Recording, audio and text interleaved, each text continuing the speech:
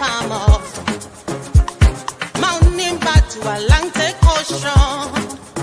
Upon me hills to country.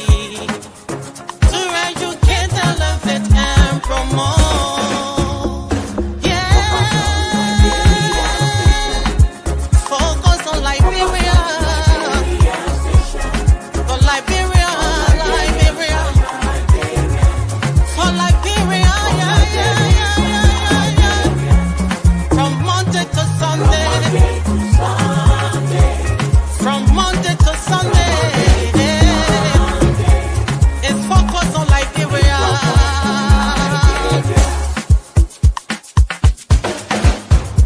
Talk about home affairs. Hey. In diaspora. Current affairs. Reliable information. History. Talking about culture.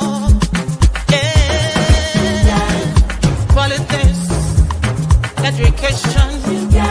Entertainment. Business. Sports. Advertisement. Articulation. Focus on Liberia. Focus on Liberia. Focus on Liberia. From Monday to Sunday. Focus on. Hello, ladies and gentlemen, and welcome to Focus on Liberia. This is Friday Night Debate. I'm Dennis Jai, and we are broadcasting from Atlanta, Georgia.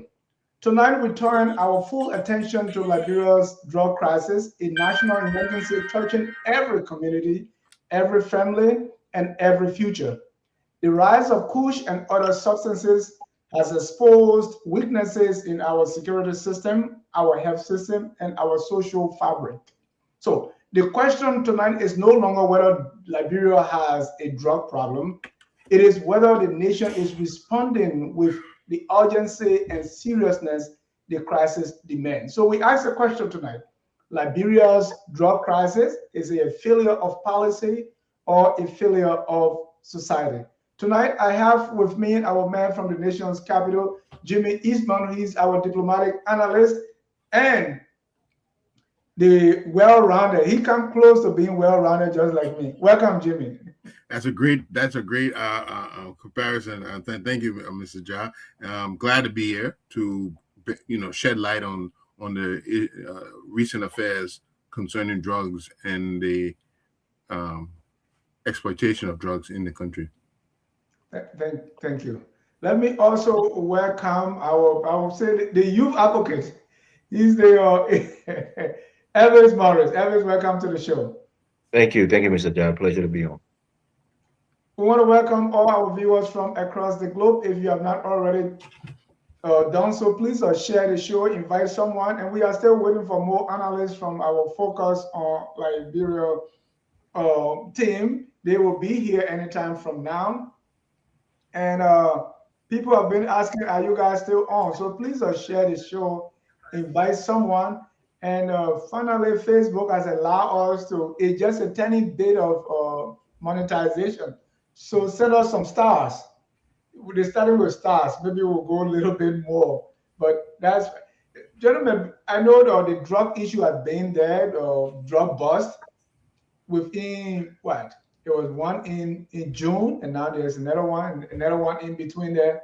So it's all over the place. I know we've been discussing, people have been discussing everywhere. So even before we come to the question tonight, whether it's a failure of policy or society, let me just ask you, how scary are you on this whole idea of drug? If you are, or does it really look normal? Or is it, just give me your initial reaction to these successive drug busts.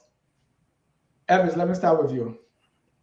Yeah, I mean, for me, I feel pity, pity for Liberia, because it's not even about the government, but the people, because we already have meager resources, and now it seems we have to prioritize fighting drugs perhaps over things like education and healthcare, because it's becoming more of an immediate threat to the livelihood of Liberians. The fact that we have well-known drug dealers operating in our country, probably part of a large syndicate, of drug, smugglers. And this is something that is very, very hard to get rid of. You can't eradicate it easily. So we are almost in a in we're a nation now in a den of serpents. They're kind of circling around us, and they're going to use our nation now as a narco state, as many people has been using that word. So for me, I feel sorry because I don't think we're equipped to really fight this, adequately. I feel as if the country is at the mercy of these drug dealers, because they will permeate every facet of your government.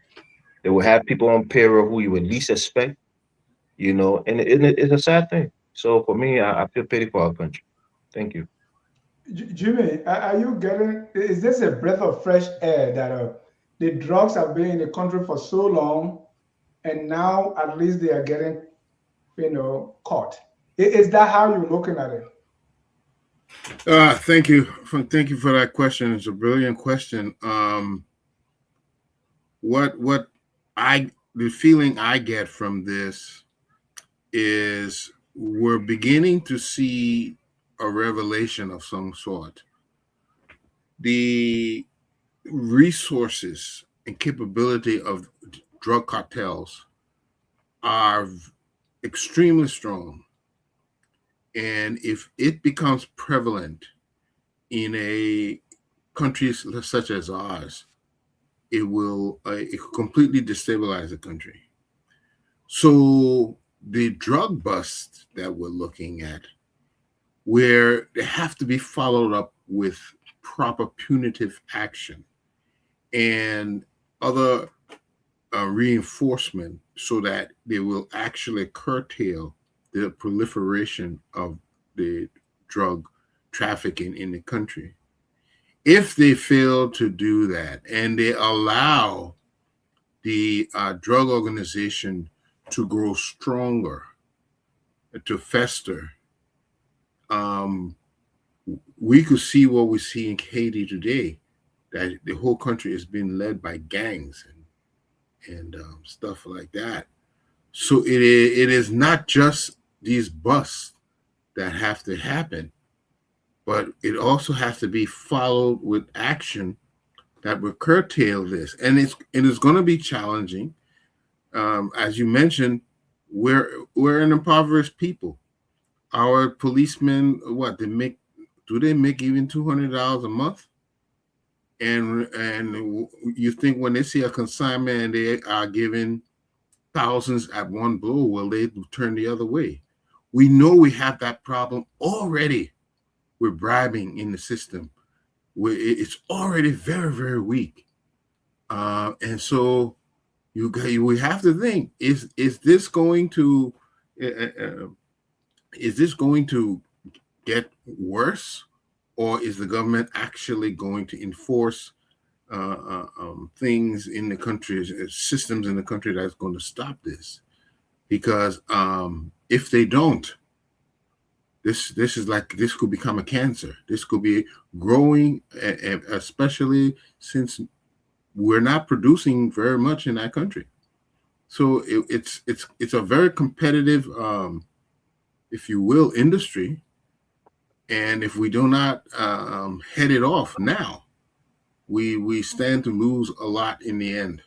So I just hope this drug bust will be followed up with some stringent actions against the proliferation of this sort of business. My original question is, can you really say it's better now? At least we're catching the people. Is that the sense you're getting? That or is it? Will you give credit to the current administration or the current law enforcement that these things were already there, they've been there, or at least we're seeing them now? Or are you saying they just gotten heightened during the last 2 or 3 years? Well, what's your sense? So my interpretation, I think, is it has been there at a lower scale. Because if you look at it, Is it our people who are finding this, or are we getting tipped off? When that drug bust happened in the Weird administration, it was well known that they were tipped off by the U.S. Embassy. Now they've been tipped off again. You can almost bet your bottom dollar that somebody tipped them off, and it's because it's affecting them. It's affecting Europe. It's affecting other places in the world. So they are clamping down on it. Now, we give them some credit for going on, but as we hear, certain institutions, certain enforcement institutions have already been compromised. So it required the NSA going in without the LDEA and the National Police. So we already seen that there's a serious compromise. So yes, we give them credit for busting, but if we also have to note that if it wasn't for the foreign intervention, this would have gotten worse. So what we're going to see next is what they're going to, our foreign friends, what they're going to require the government to do before they do it, because that's apparently that's what has to be done. Thank you. Elvis, same question, man. Yeah, I've been giving this government credit for the increase in drug bust. A lot of people don't like it when I do that, but I'll give them credit here again. I think that they are proactive and they're actively, searching, and arresting drug dealers. That's a plus. I think the pathway that we have to take is to work closely with our international partners. So, like Europe is really struggling with drug, usage in their continent. So I think if we partner with them and we get that intelligence, that's the most important thing is intelligence, because they have a large network. They have people embedded in some of these groups, in some of these smuggling rings. So I think Europe can really help us. I'll give you an example of a man called Rodrigo Duterte. He was a former president of the Philippines, right? He took a complete militant approach to fight drugs. He started killing drug dealers, some drug users. Right now, he's in the international crime, international court, criminal court. He's sitting there right now because he did a lot of extrajudicial killing when it came to drug. So I think the approach is to work with international drug fighting agencies and make sure that we can get tips and really have them help us to fight it. We can't take a militant approach. It costs too many lives and it'll be detrimental to our country. But look, I think the reason this is being brought up, right, a lot right now, is because certain people in our government, I like to use this idiom, that in our case, our fish is rotting. It's not the head, because you can change the head, but the fish is always rotting in Liberia. You have the government, the legislature, a lot of rotting people there, the judiciary. So any president that comes, because many people say when we took we are from there, he brought JMB, things would be better, drug issue won't be an issue. We are was the problem, the people around him was the problem. But it shows you that people who are working in government, the regular civil servant, people who have tenure positions, they're entangled within some of these drug, operations. Even people, long-standing detective at the Liberia National Police had to resign because they were found to be, culpable of mismanaging funds or even having ties to drug dealers. So for me, I think the entire government itself, barring wherever president comes in, are already, tied hand in hand with these drug dealers. So for me, it's a Herculean task, Mr. Jai. This is not something that can be fixed by one president. It's going to take the entire restructuring, the purging of our government agencies, of these people who are tied to even just the appearance of impropriety. So any drug dealer, you have to get that person out of government. It's a So, harsh so thing. what is getting higher here? Are we getting too much? Is it more drugs or heightened security? What has been stepped up? I think after the $100 million drug bust on the WIA, more attention started to be, more people started to pay attention to Liberia, especially the international community. So they started to put more resources, perhaps, and look at Liberia perhaps as a transitory point. And now they are working hand in hand with our government, like Mr. Eastman said, and perhaps giving us more intelligence. And that has empowered us to find more, drug dealers and find larger quantity of drug that's in our country. And I'm sure, and hopefully they'll find more. But my point here is, how do you deter drug dealers from finding Liberia as a safe haven? That's the question. Because once they think your government is last, and they think they have proxies within your government that they can work through, they will always, come to your country. But we have to purge the government, of these people who are potential proxies or potential collaborators with drug dealers. That's the way to go. Purge the government. Jimmy, do you agree? That's too strong, right? And is that possible? First of all, Jimmy, I want to ask you because it's like we are taking credit away from the government and say, well, the international community is responsible. They are the one now focused on Liberia and trying to do this thing. Why can't we give that credit to our law enforcement, to President Bouaka, to the police, IG, and everybody, the DEA, everybody working? Oh, I like that question. And I think the reason why we're giving it, because we tend to believe that the government would not have curtailed these actions. Remember, it's just Liberia is just being used as a transit point. So How in a do we lot of know people's that, minds, bro? Because I keep hearing this, it's transit point. How do we know Because that because we cocaine? lack the capital, our citizens don't have the kind of money it takes to buy cocaine. yeah, Cocaine is that kind expensive. of Yeah. product is beyond the budget for ordinary Liberians. Mhm. So it's not going to be featured on the market in Liberia because people can't afford it. That is attractive to Western markets and in Northern American markets. Those way that And that type of drug. but how do we know this though? Because a lot of the drugs now they mix it, they do all kinds of things with it. Maybe it's not real, maybe it's the cheap one. So we don't know this for sure unless it is tested in lab so that we can prove its potency No, and stuff like that. our intelligence agency do know of the kind of drugs that is consumed locally, as we know about Kush, as we know about marijuana. We know those are and some forms of fentanyl. Those are the cheap drugs that are consumed locally. But when it comes to these sophisticated drugs, such as cocaine and some of the other more sophisticated, we don't. Our market doesn't support that kind of proliferation at all. So that's how we know it is a transit point. Okay, and the quantities that were found, they were not no small quantities. But let's admit something. Okay, the government has the primary responsibility to protect public health. Okay, they also have the primary responsibility to enforce the law and secure national borders. That's their primary job.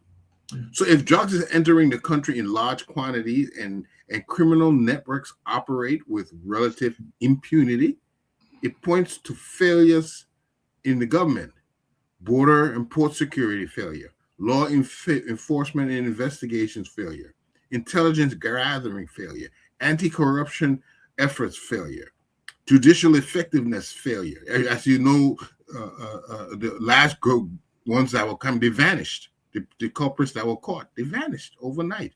Public health and addiction treatment failure, youth employment and prevention program failure. So the government has to take all the responsibility here. And so, yeah, we'll give them a credit for busting. But yeah, this also shows there's a failure that they have to now ameliorate. Okay. And these organizations that import, transport, and distribute illegal drugs, they're the second group responsible for what's going on. But it's all about money, and if we can't expect these organizations to simply go away unless you take actions that will curtail their movement and ability to operate within the confines of Liberia. The next thing is the public officials. Look, if I think Elvis was talking about it. If you can, I heard that there was this is what how many hundreds of million, like 300 million worth of drugs. 300 million, but you're able to bribe one chief law enforcement officer with 10,000.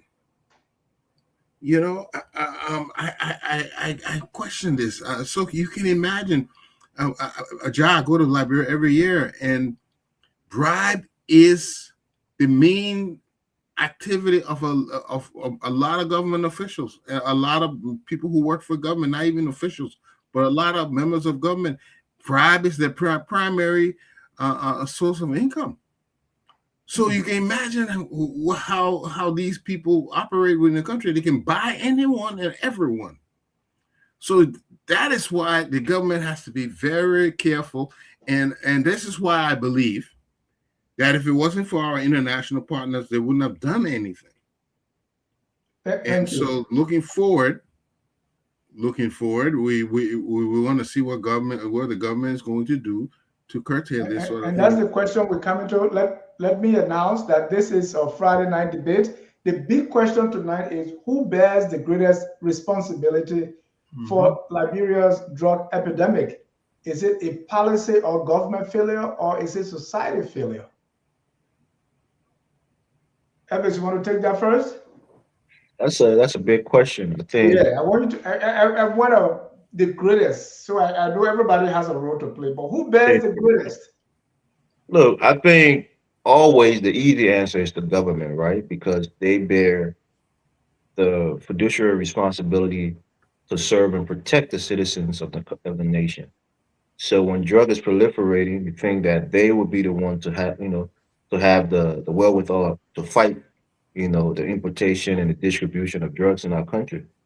So I think, like I was saying, and I'm going to go back to that point because we're a unique country in some ways, and we have to have unique, ways to fight certain things. Our government is rife with corrupt people and people who are easily corruptible.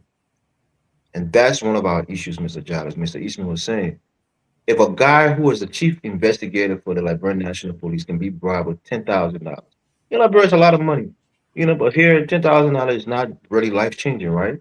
But in Liberia, for somebody like that, it's perhaps a lot of money. But if he could be bribed and compromised, can you give a minister $50,000 to turn the other cheek? Can you give a vice president 200 or $300,000 to protect you? For sure. So when I say purge our government, we have to have people watching these people in these high agency that's supposed to protect it, like the NSA, our deputy directors, our director of the NSA. They have to be also watched. We have people at the Liberian National Police. You have to also investigate them. Not investigating in the sense, but have a tail on them. Make sure that you're watching who they're talking to, who they're interacting with. It sounds like a police state, but that's what you have to do because you have a lot of people in government who are compromised and could easily be compromised. And these guys know how to play the game in Africa. Everybody, you go to the big man, you talk to him, you get 100,000. Maybe you're gonna give somebody another 5 or 10,000 to make sure that they know what's going on and they'll protect your interest. That's how it works, and that's how these guys slip through the cracks. You saw what happened at the airport. A lot of people there was already compromised. They knew they were in and know what was going on, and definitely they have been paid off, to keep their mouth shut. So for me, I think the government have the biggest responsibility, and we have to do an entire not even an autopsy, but audit of the people that we employ in our government. Now, HR have to really do deep background checks, do phone monitorings, do social media engagement, see who these people are meeting with at the Calabash or Tropicana, whatever. See who they're affiliated with. When you get a government job in the United States, trust me, they do a strong background check on you. They look at your associates, they look at your past history and relationships. They want to make sure that you're not in a position that you're going to be investigating people that you've been formerly associated with. So I think our government has to take on that task. It's a large task for people who are in key government positions, especially in the security agencies. They have to be monitored and their background check have to be closely watched. Thank you. Jimmy, who bears the greatest responsibility? Is it Well, policy failure? I'm in consonance with Mr. Elvis here. The government and political leadership have the highest responsibility. Why? Because they control policy, they control enforcement, they control the public institutions, and these are the tools you need to fight them. So they have the highest responsibility because they control them. Okay. But Jimmy, before when was the last time you heard these buildings that's holding these drugs? They are in our communities. So if it is not at the acquiescence of the neighbors, these things wouldn't happen. Just like even wars, right? The reconnaissance, people come and talk to people in the society, in all the way in the interior in River G. Market women are selling drugs, right? So if society does not frown on these things, Okay, no, have you ever heard anybody reporting anybody? okay. The communities, families, let's say civil society in general, they do have some of the blame. It is important that they involve themselves for the protection of them of their own communities. However, they don't have institutional power. But but you bring up an excellent point. When I think about Singapore today, you if you commit a crime, steal, bribe, anything, it's severe punishment. The people have to agree that from now on, anybody that does this, they, I mean, severe punishment. Their house should be confiscated. They should serve at least 10, 15 years in jail. We have to agree to this so that when we catch somebody with a, hey man, I'm my cousin, old, I'm a friend, old, I'm my tribesman, whatever the case be, we have to be committed as a people that we do not want this thing in a society, no matter who does it. But as long And, as we're compromised right. And by, let me go to yeah, Evan because he's the most partisan here, right? Look at Liberia today. If there's a drug bust during Weah administration, what do sedition say? If there's a drug bust during Bwakai administration, what do Unity Party people say? Right? So it's like we accept this depending on who's in power. So if there were drugs and sedition or CDC officials are implicated, Unity Party people want them killed. And I'm using that loosely. If there were drug busts and sedition are and then the people, the regular people, we are more protecting of criminals than the governments. So how can we absorb? I believe. Tell me I'm wrong when I say society bears the greatest responsibility. No, I think you're wrong, respectfully. Look, Okay. Liberia, we know this, right? We've seen this with local, like somebody working at Zone 5 in Kingsville, for example. A local, head of that precinct or whatever. He's most likely, people have said it, even I think Fadiga said it. He's most likely connected with a local drug dealer in that community. So if a woman whose child is starting to fasting around that community where drug is being sold goes to the police, and that same police officer or somebody under him and tell him, hey, the guy in that house over there, I think he's a drug dealer. I've been seeing a lot of things, suspicious things. You guys need to investigate him. More than likely, that person is going to give that information to that drug dealer. And that lady is probably going to be targeted. Her son is probably going to be targeted. So when you talk about citizens, trying to quote unquote, as we say in America, snitch on other people, are they going to be protected? Is there going to be retaliation against them? Can we trust our Liberian police, to protect the well-meaning citizen who's trying to rout out the drug, dealers in their communities? That's an issue of life and death. Most people living hand to mouth. People don't want to add extra burden on their life if they don't have to. So in America, why it's great, you have hotlines and places you can call people and tip them off, and and have be an informant for the police or the FBI. In Liberia, that's a that's a dangerous task to do. So for me, I don't place it on the public, right? And the second thing here is, like Mr. Eastman was saying, if we start doing it, people will say, "Oh, this is draconian. This is a military, way of doing things." You have to take draconian actions against, drug dealers. You have to make it very punitive.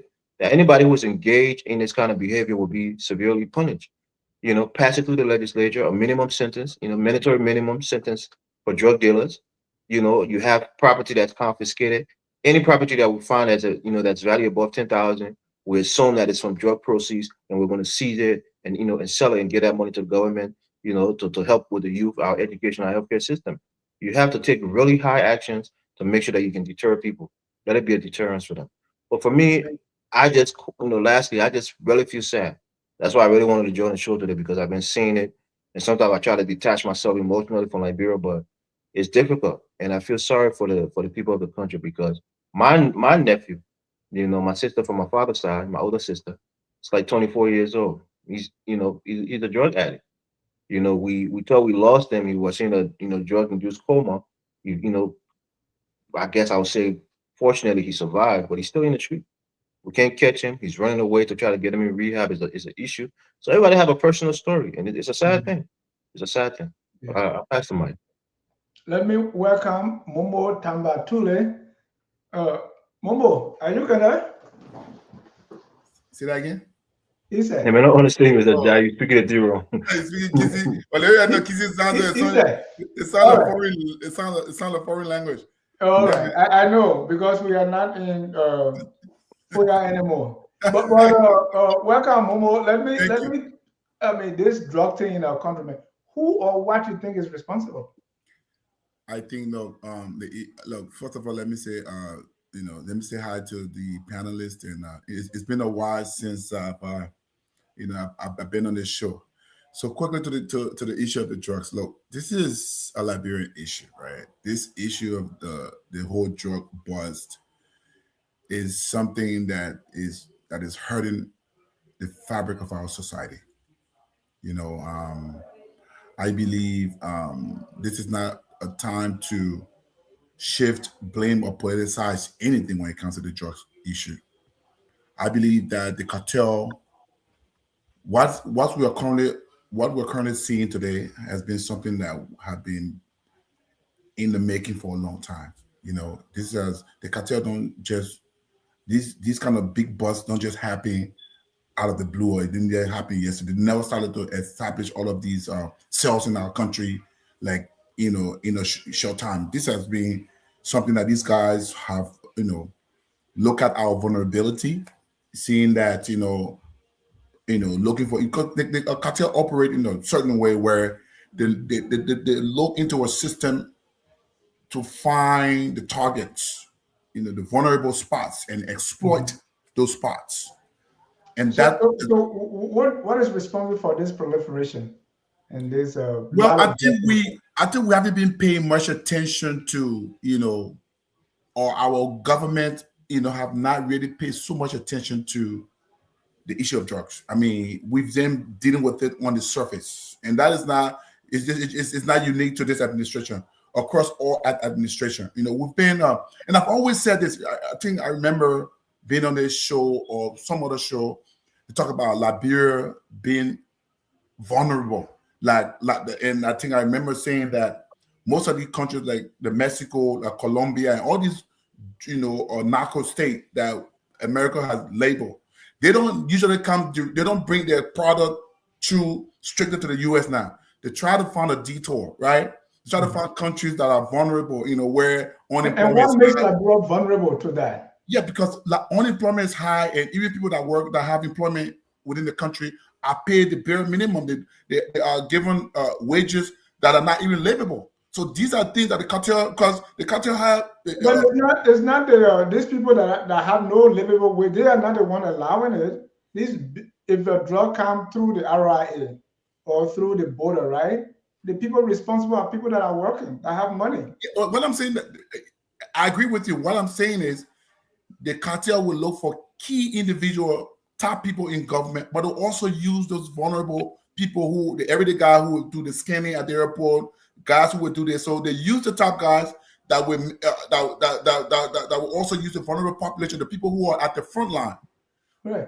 And that would be at least somebody sneaking in maybe one plastic bag. But if you talk of 300 million worth, those guys scanning is above them. So yeah, so they are cartel, like I said, the fund, the key people within the government that are responsible for the key agencies that will they'll grab those guys, put them in their pockets, and then that would drill down to the ranks and file, the ordinary people that are there to do the hands-on on these things, and then it makes it easier because once you sort of do that, it's like almost like becoming on narco state. You have to influence top officials of government. Once you have the government in your pocket, you tend to now just move freely. And I remember one time I said, we were talking about the issue of drugs, and I said, We are now focused on Sierra Leone border. We are focused on our airport. But I said, drugs will be coming through Kinos at the Fontaine Fishing Town,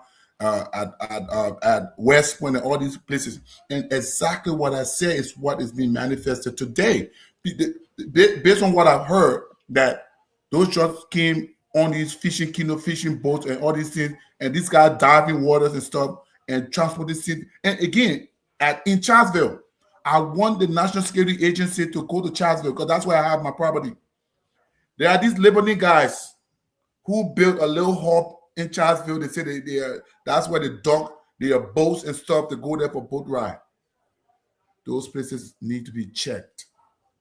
Because how fancy, because when I went to visit, I went to the water side, to the river bank in Charlesville. I want who know what I'm talking about. In Charlesville, there is the Farmington River that cuts across, that runs through that area.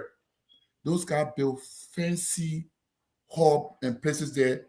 They say that that's where they keep their boat, that's their docking area. But they have big houses close to that, close to the Farmington River.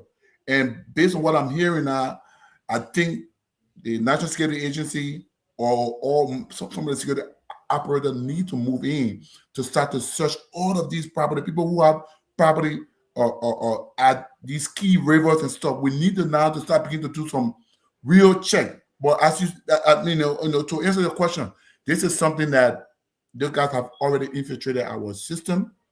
They are there. They have established themselves, and it's about time. It's like an all hands on deck approach that all Liberians, including the ordinary citizen, need to. If you see something, say something, because I think the country will be compromised. And the reason why many of us still believe that this government is going to do something is because of the leader. The leader is the one that sets the tune. Joseph Nima Boaga will not. If it hadn't been the old administration, we shouldn't blame on the leader. But Joseph Nima Boaga he's not playing. People, we are seeing arrests. We are seeing people in handcuffs. We are seeing government officials being arrested today. So to me, it shows some semblance of hope, and I hope that we can get a hand on this drug issue. Right. You don't think that's GI morale? No, I mean, if that's GI morale, then I agree with the GI morale. But the previous administration, we won't see nobody in government charge. Nothing. Thank you. So, Elvis, let me let you come in before I go to my next question, because I see your question in your head. This comes because I've been a teacher for over 30 years. Do you agree with Momo? Yeah, I wanted to add something to Mr. Tulip just before I come. Liberia cannot defeat wealthy international cartels. Let's face the fact, by trying to match dollar by dollar. We don't have that kind of money. Okay. So we have to be very strategic on how we fight them. We have to make this drug thing in Liberia difficult, risky, and unprofitable, so they will not use Liberia as a transit route. So what does that mean? Means for instance, we cannot secure every mile of coastline. So we have to do it in such a strategic way, like maybe the port, maybe Roberts Airport, maybe Bow Waterside or the land crossings.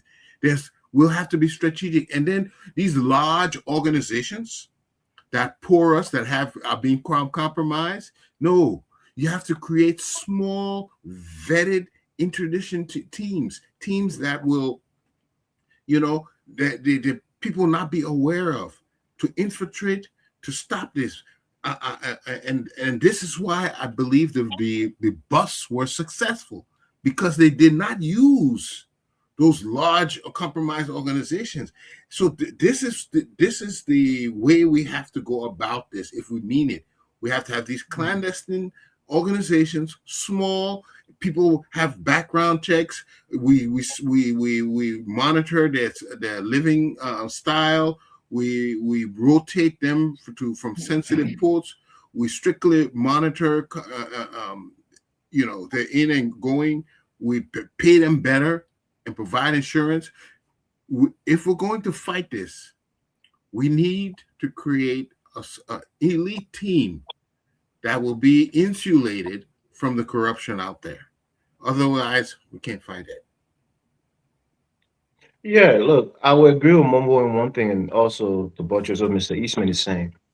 I think this is a great opportunity for Liberia. All these, MOUs and seeking help from European countries.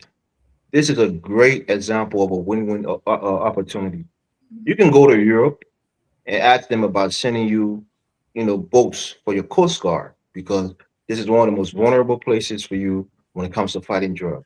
And they too want to stop drug from coming into Europe or even the United States here. And you can ask, maybe they can give you some boats, and then you can send people to train Coast Guard. This is a great opportunity for those those guys who are in the Coast Guards. Get some expert training in fighting drug smuggling.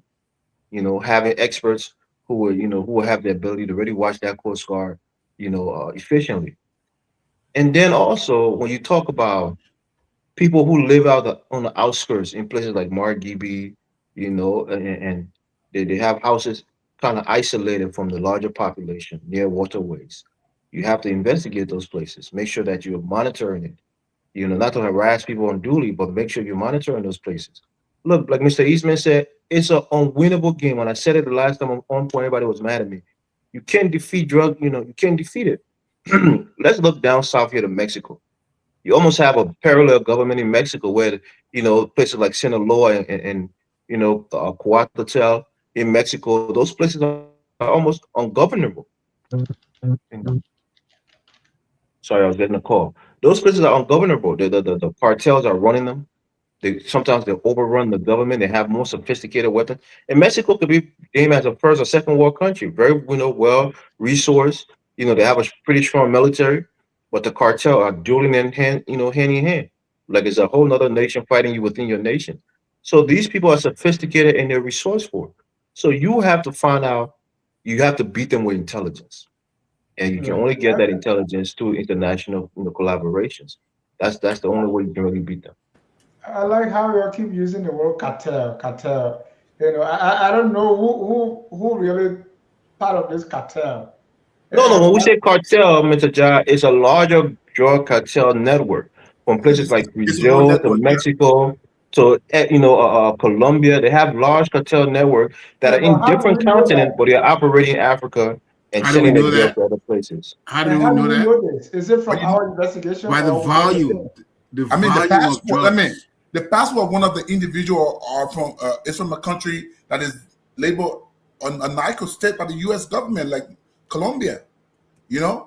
so that's how we trace that to be Right, like a but whole that, cartel. that doesn't tell the whole story. I mean, It doesn't tell the it, story, but it gave us a sense of how the cartel operates. Right? Look, you know, and I know, we have a security system in Liberia that is more or like reactive than proactive. You know, a lot of things that look. I have been in Liberia at night. Right?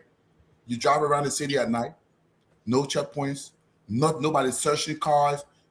Ghana, that is, we consider a peaceful nation. Everything is beautiful. At 12 midnight, joint security effort, checkpoints everywhere in the city of Accra. You're gonna get off the car, to check the trunk, check the seats. They tell you guys to go. You have to be proactive. Like now, since the job bust, the huge one that just happened, I've not seen any proactive measures because desperate times call for desperate measures. And we haven't seen like now we should have a joint security effort with the AFL erecting checkpoints because these guys are not it's like they found out that the government is like going after them. Many of them are on the run, right?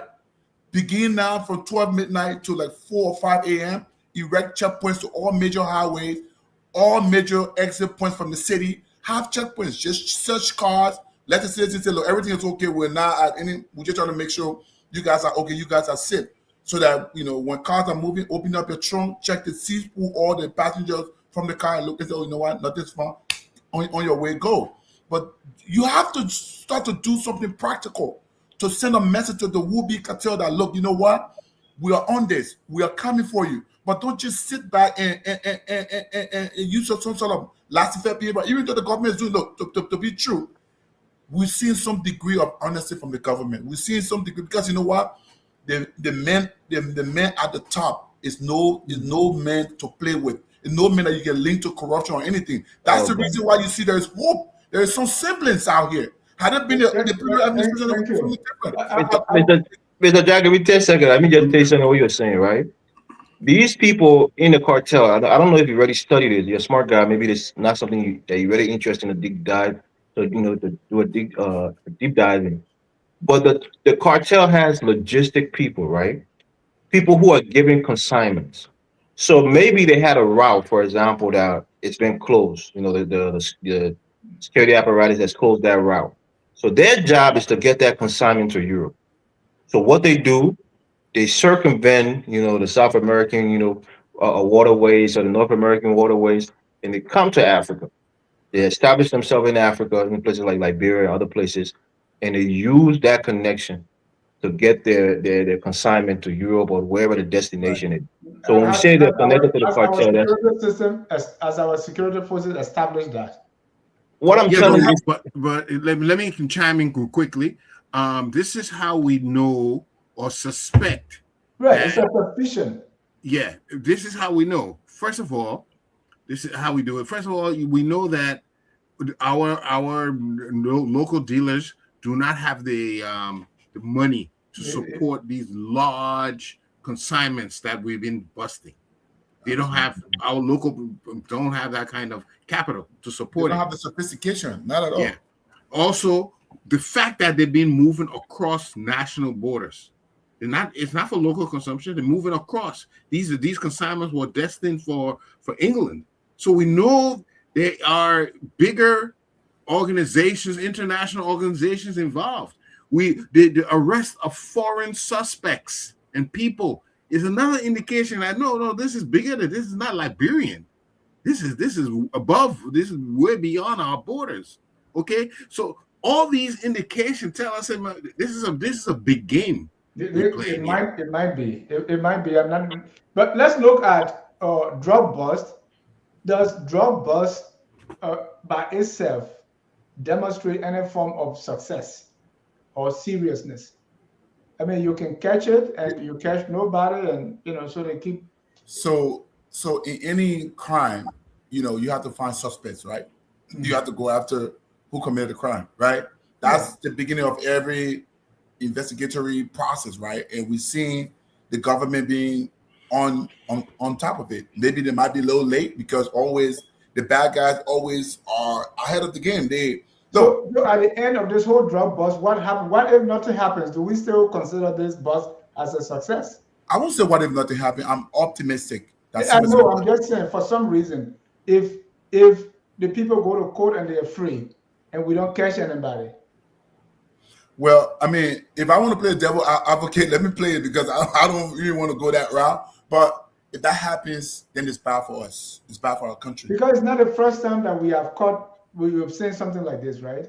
There was 100 million. But look at the government that was in power at the time, man. I mean, let's compare. I don't want to do all the government. The credibility. No, we look at the credibility of. Yeah, we're looking at the credibility of that. Before we come to specific government or Mr. Tule, I'm saying in an event where we have the drug bust and at the end everybody goes free, is that considered success?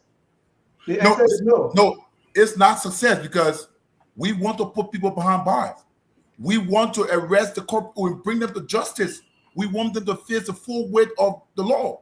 So that's the essence of it. We don't want to miss target. We want to disband the cartel from our country. We want to get them out. We want to clean our society. This is about this is about the future of our country, the future generation. So if we fail to put this guy behind bar and disband the network from our country, then we'll fail our future generation. Right. So that would not be a success. Yeah, allow me to chime into your question, Mr. John. For tonight, I'm not going to use network. I'm not going to use cartel because I don't know from our security. It's from but okay, before you come in, let me say this. Dennis, do you think the amount of drugs that were just arrested? I don't know. No, I'm saying, do we have people in our country that can pay for those kind of drugs? They have money. It was not meant for Liberia. It was meant to be.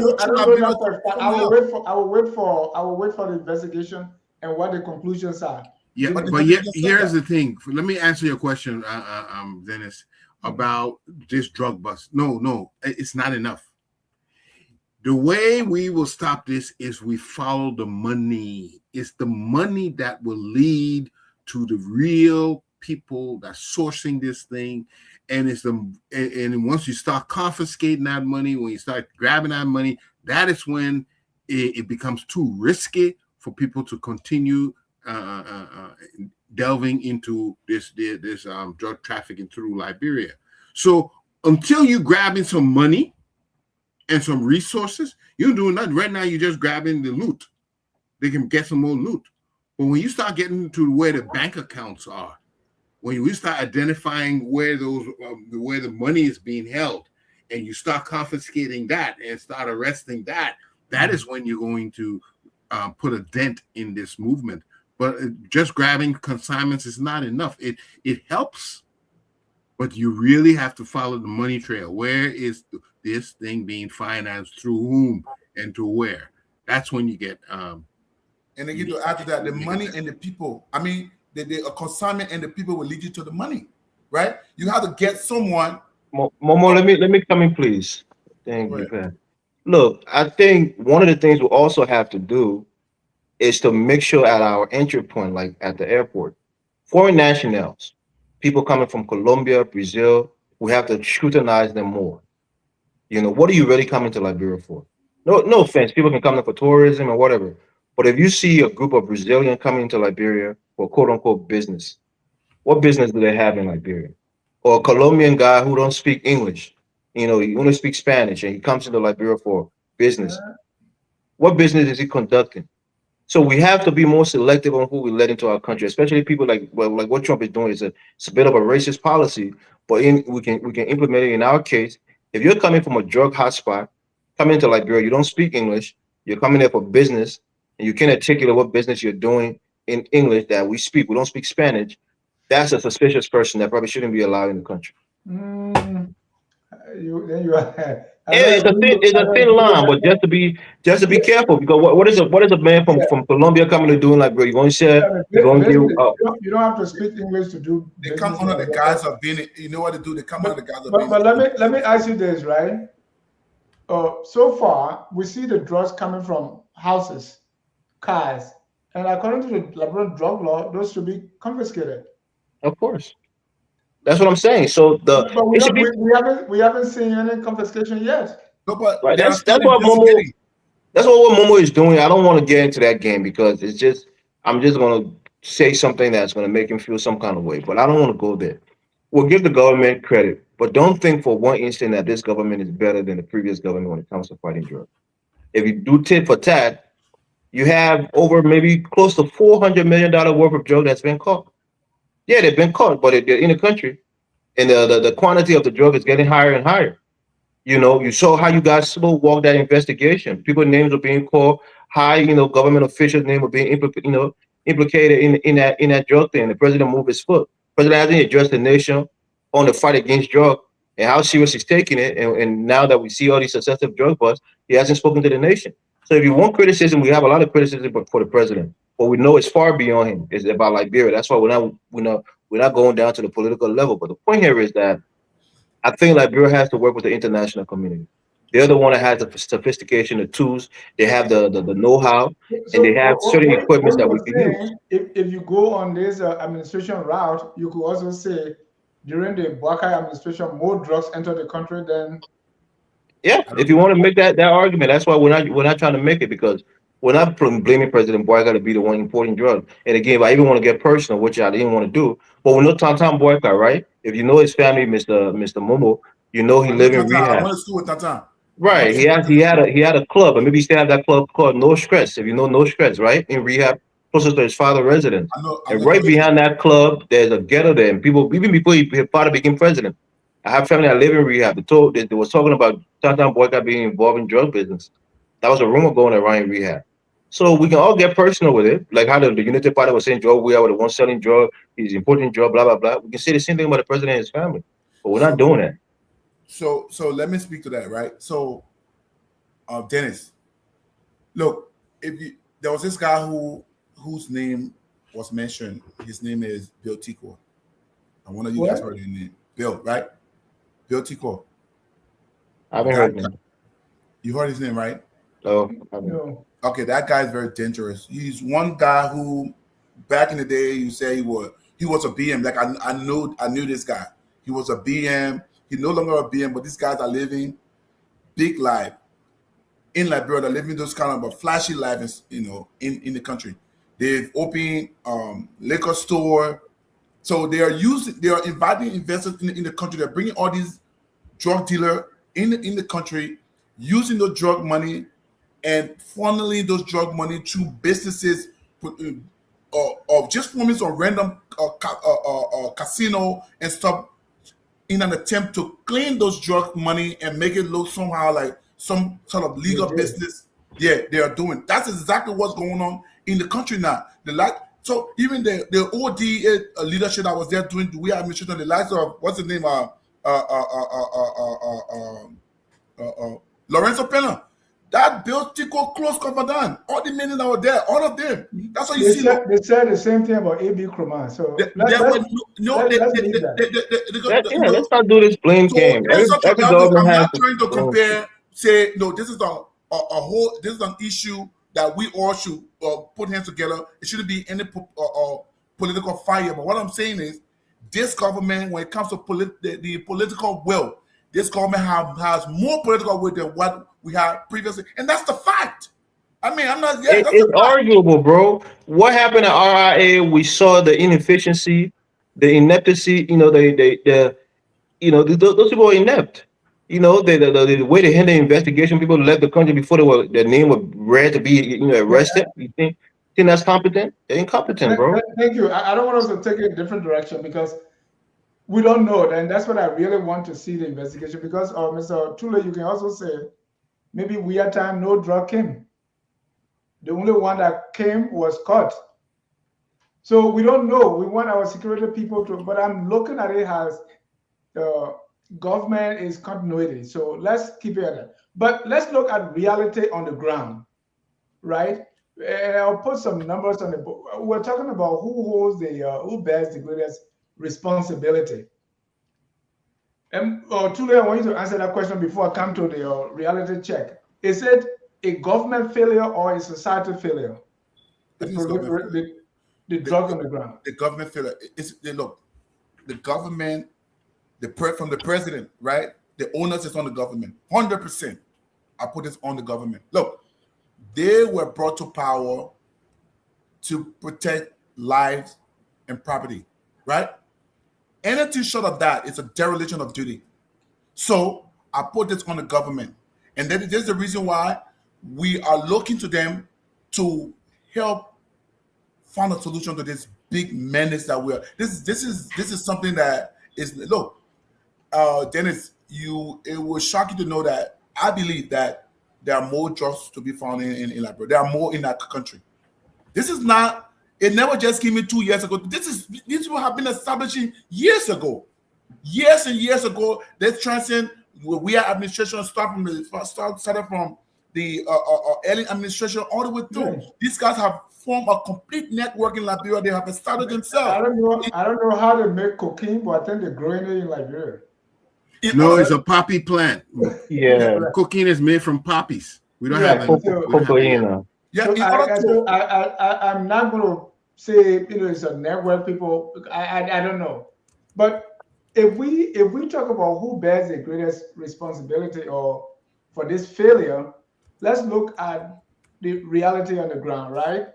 If we look at the rising kush use among youth, community reporting increased theft and violence. Do we have people reporting that? Limited rehabilitation capacity nationwide, border control challenges, police capacity gaps, and the stigma that keeps family from taking their loved ones to rehab. These are the things that are happening on the ground.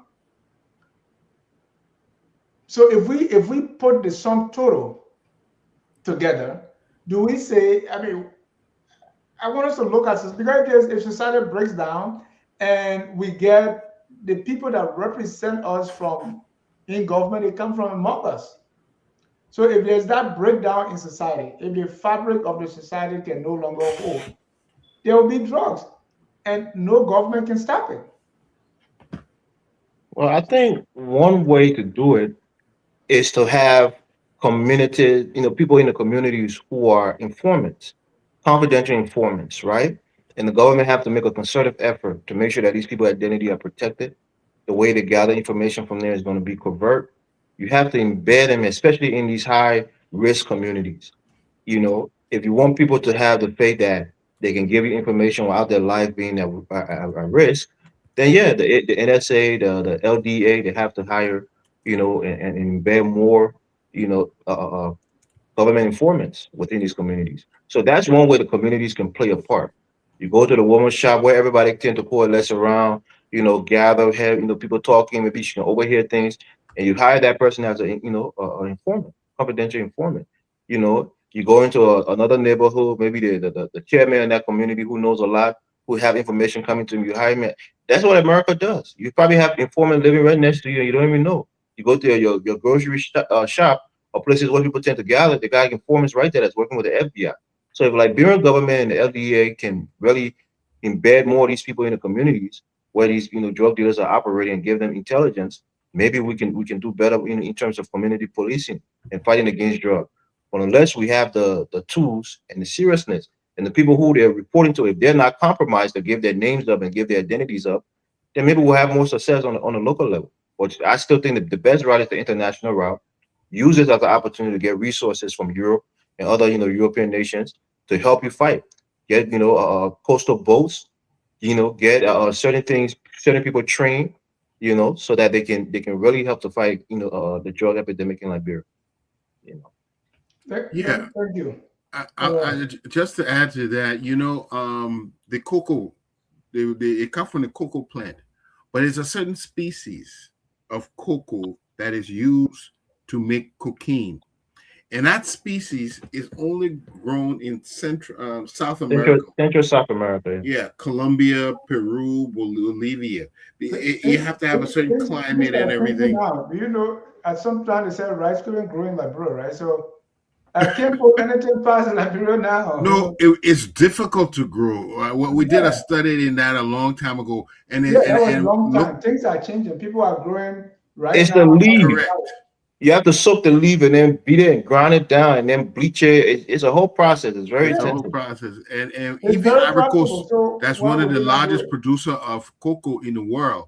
They don't have that species, but they could experiment in it if they really wanted to. So we're not, I'm not possibility is one thing, but what now we know cocoa, the cocaine that where they on the market now is coming from those major areas, Peru, Colombia, and Bolivia. That's where it's grown, and so that is how we also know that there must be some large international organization involved in this trafficking because it's not homegrown goods. This thing is Thank coming you. from somewhere else. Thank And you. if we follow the money, you know, um, we will find out exactly who behind all this. You know, as soon as they start tagging some of these bank accounts and whatnot, um, we will run into some major gangsters in this world, and the type that Mexico, like Elvis mentioned, the type that the United States, those are the ones who, as you said, you hear them bombing ships in the ocean. That's how they've been dealing with these guys. They are so notorious. They're so strong that they're carrying out bombs. They just bomb the ships. We don't have those logistics, but if we're strategic, we can curtail it. We have to be smart. That's it.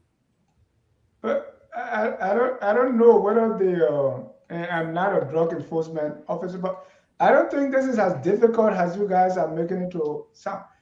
If people are willing, if people, because this is a huge consignment that can be caught. So I think if the top person in government is not compromised, I think this is very easy. But let me welcome Mr. Joseph Tao, who is joining us very, very late. I know we went to make some money. Mr. Tao, welcome. Yeah, thanks. Hi, gentlemen. How you And doing? just briefly, just as a courtesy, I don't want to go back, but your general take on what really is responsible for the drugs, this proliferation of drugs in the country. Is it that is it an increase? Are we now more vigilant to catch it? And it has always been there, or do we have more drugs coming in this time than ever before? What's your sense? We never from when we were growing up and before the war, there have all been drugs in Liberia, but it was on a very low quantity than what we are catching. And drug issue is usually a collapse of society, actually of family structure, of economic, everything else. You know, I've been traveling for like the last 5 to 6 weeks, so that's why I've not really. I just got back like a couple of days ago. But the thing here is, you ask a question because I was just driving and I was listening, and I don't think anyone really addressed the question. The one question is, uh, uh, what can be done, like to address the actual drug issue? If you don't face the economic and social issues in the country, it's not about eradicating it completely, but if you have a youthful population that have no hope, that have no sense of direction, that have no investment made in them, so that they can think that they can be somebody, so that they can be placed. You have a population that don't even think they have access to social mobility. If these things are not addressed, it doesn't matter how many drug people you catch. It's because it's two different fronts, right? One is the local usage, and the other one is the consignment, that the cut that is coming in, that is being shipped out or destined to be shipped out. But if you have a population that have hope, it makes it a little bit more difficult. Look, I've been in the USA for a while. Why is it that drug? Mr. Tower, before you continue, the drug being caught now, we are saying Uh-huh. it's not for local consumption. We really could. They usually say that, but it's possible that some could be. There are people in Liberia that probably use cocaine. We can say maybe all might not be, but we don't know, because you see, and we don't know because there have been no real stuff done to see how the drugs where it's used and who used it and in what quantity. So we don't know that. And these are some of the stuff that the security system or the DEA have to answer. Like you were asking, the point that you raised earlier. Everybody's saying cartel. Yes, it's true. That is what they told us, that cartels and stuff, yes, they're organized, and one area is known. That is where it comes from. But it's possible that it could be changing. So, okay, nobody, all the drugs that they've been catching, all they have never really told us the source of these drugs. There have never been any investigation to really point out the source, where they came from, or the route they traveled, and how they got in. It's always some kind of speculation, right? So Dennis, I understand the point you were raising. So for us to just say it came from Colombia, it came from here, the one that the 100 million the cut on the where, it was just fiasco. Nothing happened. People walked out. No investigation, nothing. The one that cut on the Ellen, nothing. So we don't know. And it's possible that they could be processing drugs in Liberia. It's possible. We don't know because they have not done any investigation to really point out at least the source. Okay, look, we cut this drug. The investigation was done. Look at what happened here on so and so time. And Tower, to your point, like Grand Jada, every day they're burning drugs. Yeah. In Moreover, they're burning drugs. But where is this drug coming from? Where is it coming Forget from? the huge consignment of the cocaine, the 300 million, 119 million. But what's for the one the DEA been burning? Sierra Leone, there's a huge drug dealer that's, having, protection in Sierra Leone that the international But it's community has been saying. speculation because your security apparatus have never said, they never linked into the drugs to any outside group. No, but the drugs is coming. I mean, we saw drug being brought, and there was a bus at the Sierra Leone border. So, I mean, sometimes the security apparatus don't have to tell you, but I mean, just your own reasoning and connecting the dots, right? You can tell. I mean, it's coming from Sierra Leone. We have the issue of one huge dealer in Sierra Leone that the government of Sierra Leone is protecting. I mean, it is alleged. I don't know. Coming from. So when we see drug coming from Sierra Leone, it is just as it's something that we should all should like connect the dot. Most of our drug in Liberia came from the Kush originated in Sierra Leone and then found its way to Liberia. A lot of these drugs come from Sierra Leone and permeates into Liberia. Yeah, Mr. Momo. I like when you said allege, because I really take anything the Europeans say with a grain of salt. They are saying that this guy is a drug dealer and he's in Sierra Leone. And this guy is supposed to be wanted so much. But yet the same European country are doing a lot of business with Sierra Leone. And they have not done anything. So when they make these claims, I just let for it to be that just an allegation, like you said. It's, look, I know that the drugs in Liberia, it's possible that most of it is coming from outside. But the point that Dennis is raising that we need to look at is it possible? Because we all say here, we say, look, Liberia is poor, or Mr. Morris raised a point, we don't know who's coming in. Mr. Eastman raised a point that it's possible that so many people. So don't you think that it's possible that they could have come into Liberia and settled lives? True. We don't know. So, but I want to add to what he was what's in the Tao was saying. He was talking about how do we address the issue of the drug crisis in Liberia, that we should focus on the economic aspect. Okay, all right, okay. We'll come to the solution. I want to throw a few things on the table, let's look at it as a rapid, because I want us to kind of do a deep dive. For instance, is Liberia treating drug addiction as a crime or as a health issue? And is that the right approach? Think about that question. 2, why are rehabilitation centers still insufficient despite years of public outcry? 3, are police equipped to handle drug trafficking networks? Number 4, is Kush entering Liberia through corruption at the borders?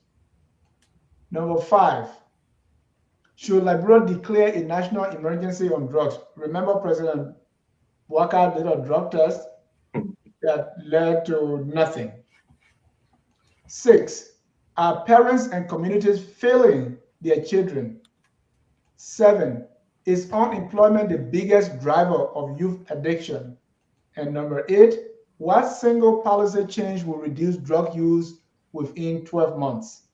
I put a lot on the table. Which one do you remember? I think you gotta. I can't remember saying. You gotta answer individually one of those questions. Let me start with the first one. Okay. The first one is Liberia treating drug addiction as a crime or a health issue. At present, Liberia is attempting to treat drug addiction as both criminal and a public issue. But I don't think they're treating it as a health issue. I think they're treating it as a crime. Yeah, right now we notice there's more of a focus on the crime, but we do see 1 or 2 real rehabilitation centers growing. I think AB Dillon has one of those such facilities where drug addicts are being given some health treatment and advice. But for the most matter now, especially for these large shipment of transshipments, that is a criminal issue. No, I'm talking about the addiction, the drug addiction. Is it a crime or a health issue? Well, if you're caught with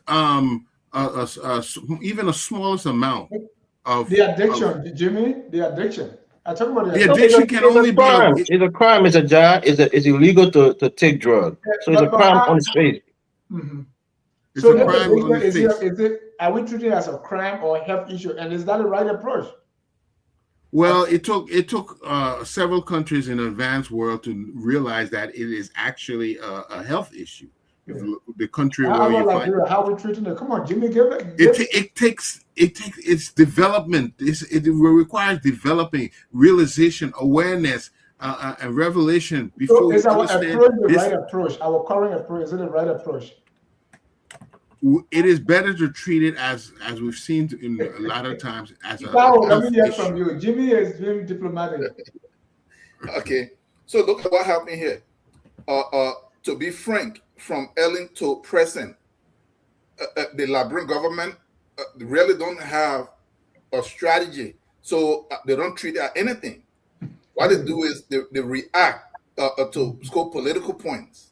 That's it. Thank you. To And create, definitely, the yeah, last part is that the right approach? Of course not, right? yeah, no, it's wrong. They don't even have a strategy to say how they're going to approach it, because if they're approaching it as a criminal issue, you are going to see the institution, the infrastructure they're going to set up Yeah. to then deal with that. And if they saw it I as like a that. health, and if they saw it as a health issue, you're going to see the kind of investment in the infrastructure that are going to be set up to address that. Both are absent. Momo, what you think? So I think the government is treating it as both. I mean, both, and I do agree with the government's approach when it comes to either a crime or public When you health say the government, crisis. you mean the we are government or the current No, one? this administration. And what do I mean by that, right? Look, as you're seeing, right, we don't have enough. And Mr. Tule, I don't want you to focus on government. No, but Is you said Labrador treating drug but addiction? I come in. Is Labrador treating drug addiction as a crime or a health issue? it depends on the situation of the day. And what do I mean, right? If a Liberian or child in the street is being drug infested, the government treats that as a public health crisis or something that they should health issue, right? Where they have little, and the government is not doing that much. I mean, enough, maybe because of their physical You think space or whatever. the government sees Zogos has criminals or has sick people? No. Now the government approach is not, they're not treating Zogos as criminals. They're treating Zogos as victims, and they are treating those who are selling to Zogos as criminals. So I said both ways will help. You cannot just treat it one way, because if I have a house, talking about the addiction part, the drug addiction. the addiction, they are treating those guys The as addiction is being treated as a health issue, not criminal. Is that what you're saying? health issues. Yeah, that's And exactly what are what they I do. doing about it? By reason of them built, they are now the government has embarked on building a rehab facility. That's different from what Dillon did. Dillon is using. Where are they doing that? No, maybe I don't have the facts of the location yet, but the government has embarked on building rehabilitation centers around the country. I think they said that there is a plan in the pipeline to build regional centers where if you when you treat them as government, it will give you a hard time, right? what? Because I think, like, society as a whole, most families where the drug addicts are like unwanted, they've been ostracized, they've been neglected. So I don't believe. Okay, Jenny, let me just land my thoughts, right? Okay. The thing here is to fight the war on drugs is not an easy stuff. So even within the community, we will say that our parents, the community leaders, local leaders should get involved. It's like a all hands on deck approach. Pastors and stuff should be talking to the congregation. Community leaders should talk to the people about the danger of of drugs in our society. But guess what? These are the people who will then rent their houses to drug law they don't care where the person came from, how they came to the country. Someone comes to your house and say they want to rent your whole house, and they don't even do any background. So I think society too has a hand on this. Is society treating it as a health issue or as a crime? I mean, I don't think so. I think it is the government that should treat it as such. Society. How is society responding to drug addiction? Now that society responding is where I'm addressing. Society should cease. How is society treating addiction today? Today, they are being very resentful. They don't want it in their neighborhood. So they're treating it as a crime. As a crime, yeah. They are looking at, because their children are being the victim of those crimes that are being committed. So they themselves are seeing it as crime, that they want the government to go after those people. They don't want anything of such to be within their community. So I think society is looking at the issue of drugs as a crime rather than a public health issue. Thank you. That's why I said don't do government. Let's do Liberia. Elvis, how is Liberia treating drug addiction, crime or health issue? It should be treated as a crime, right? And sometimes we as Liberians, we like to be so emotional and sympathetic. I just gave you a story of my nephew. I'm sympathetic to the cause, right? But I'll give you another example. It's a bit crass. Well, let's take prostitution, for example. The woman that's selling her body is committing a crime. The person that's buying the body or buying, sex is also committing a crime. So the drug dealer selling the drug is committing a crime. The person who's buying the drug is also. Not a seller. I'm talking about the addiction, the addicts. No, but that's what I'm saying. The addict are the ones buying and using the drug. Mhm. So the point that I'm making is that they're both, committing a crime. So it's a crime issue, but it's an opportunity for rehabilitation, like Momo was trying to say here. And why you think we have the addicts? Is it because they are sick or they want to commit crime? Well, I mean, people have certain vices. Some people, their vice is sex, others is alcohol. Some people to go to drug. So if somebody has a drug habit because it was something that they did at a party, as a party drug, like some people would say cocaine, you go to the club with your girlfriends or your guys' friends, and you take a little hit of cocaine one day just to get yourself super hype, and then you establish a habit. Or sometimes somebody is going through a really tough time. They try to look for relief, and they go and buy, cocaine on the corner from a drug dealer. Those are action that human beings take on their own. Government can't stop you from making that action, but once you take that action, your life tends to spiral out of control. But the point I'm trying to make is that you So, use the crime to entice people for rehabilitation. So you so tell them, well, when you're already addicted now, are you sick or you just a well, criminal? yeah, addiction is a sickness, especially when it comes to drug addiction, right? It's a sickness. Certainly it is. But Thank you. let This me, one let me, is let me, going to be let me quick. get to the point quickly, Mr. Job, please. Give me 10 more seconds, please. The point that I'm making is in America, for example, when people get caught with drug, they committed a crime, yes. But what the judge will usually do will tell them you can spend 6 months in jail or 1 year in jail, or you can go to rehab for 6 months. You're And talking to usually a they white say, person. oh, I mean, Mr. Tower, fine. Well, No, you all no. you usually I hear you, sir. You usually take the rehabilitation, route to try to get that person clean. So they're showing sympathy, even though the person committed a crime. So I think like Burr can do that. You use the crime as a sort of Damocles over the person's head, and then you tell them you can either go to jail or you go to this rehab facility for the next 6 months and get clean and put your life back on track. So you can use it, to benefit the people. And But I this pass is the what mic. and Dennis, this is what Thank this you. administration is currently Hold doing. on. I want to give. I want to welcome the FOL political analyst, the veteran UPP/CMC. Mr. Number, welcome to the show. Hey, it is good to be with you guys. I'm glad to be here. And Mr. Number, your question is why are rehabilitation centers still insufficient despite years of public outcry? And I don't think they have some in Barabo. They don't have some in Gripo. So I can guarantee No, that. no, we don't have any embargo. I mean, I think the answer is pretty obvious. I think the centers have been under resourced. I think that is a fact. Um, the I don't also know um under resource basically financially, but also as in personnel wise. Mhm. I don't know how much of our personnel who are Okay. capable, are available. I know there are people there. So, but I think the overall problem, in my opinion, is the lack of support to these centers. Is it because we are looking at more as a crime than health issue? Is that why? Yeah, I think that is quite correct. I think quite too often it is regarded as a crime, and therefore I think we're short on the assistance side where these people need help, to clean up. So yes, I think you're quite right about that. I think we tend to blame the victim.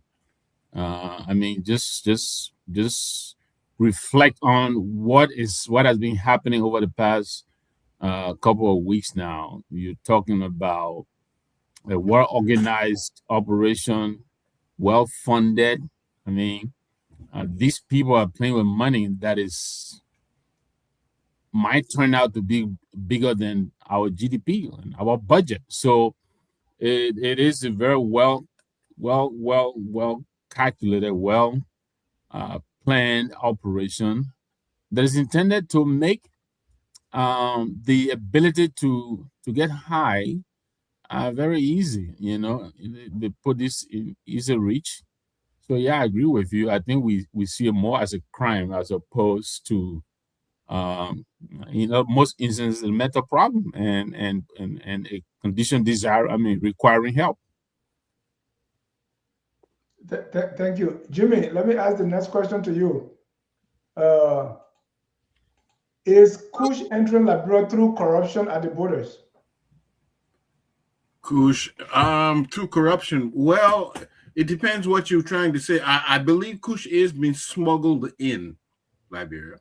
I do not believe we are producers of Kush. But is it through corruption? Because people at the border and allowed to get bribed for Kush to go through. Is that an issue? It's both. They get bribed for Kush to go through. I think it's that and other factors. I think some of it is undetected, and some of them might maybe be bribed. All those techniques are used. Which one is more? Which one is more? Is it a corruption or undetection? Well, that will be speculation since we don't have data. Speculate a little bit. Let me see. Okay. Okay. I would believe that it will be a lot of bribing involved. Right. And sometimes they don't even know what may be in the containers and whatever is being done. I've seen this happen at RIA when people come from overseas and they're supposed to be checking their bags. Once you give a little bit of cold water to somebody, they were not even looking in the bag.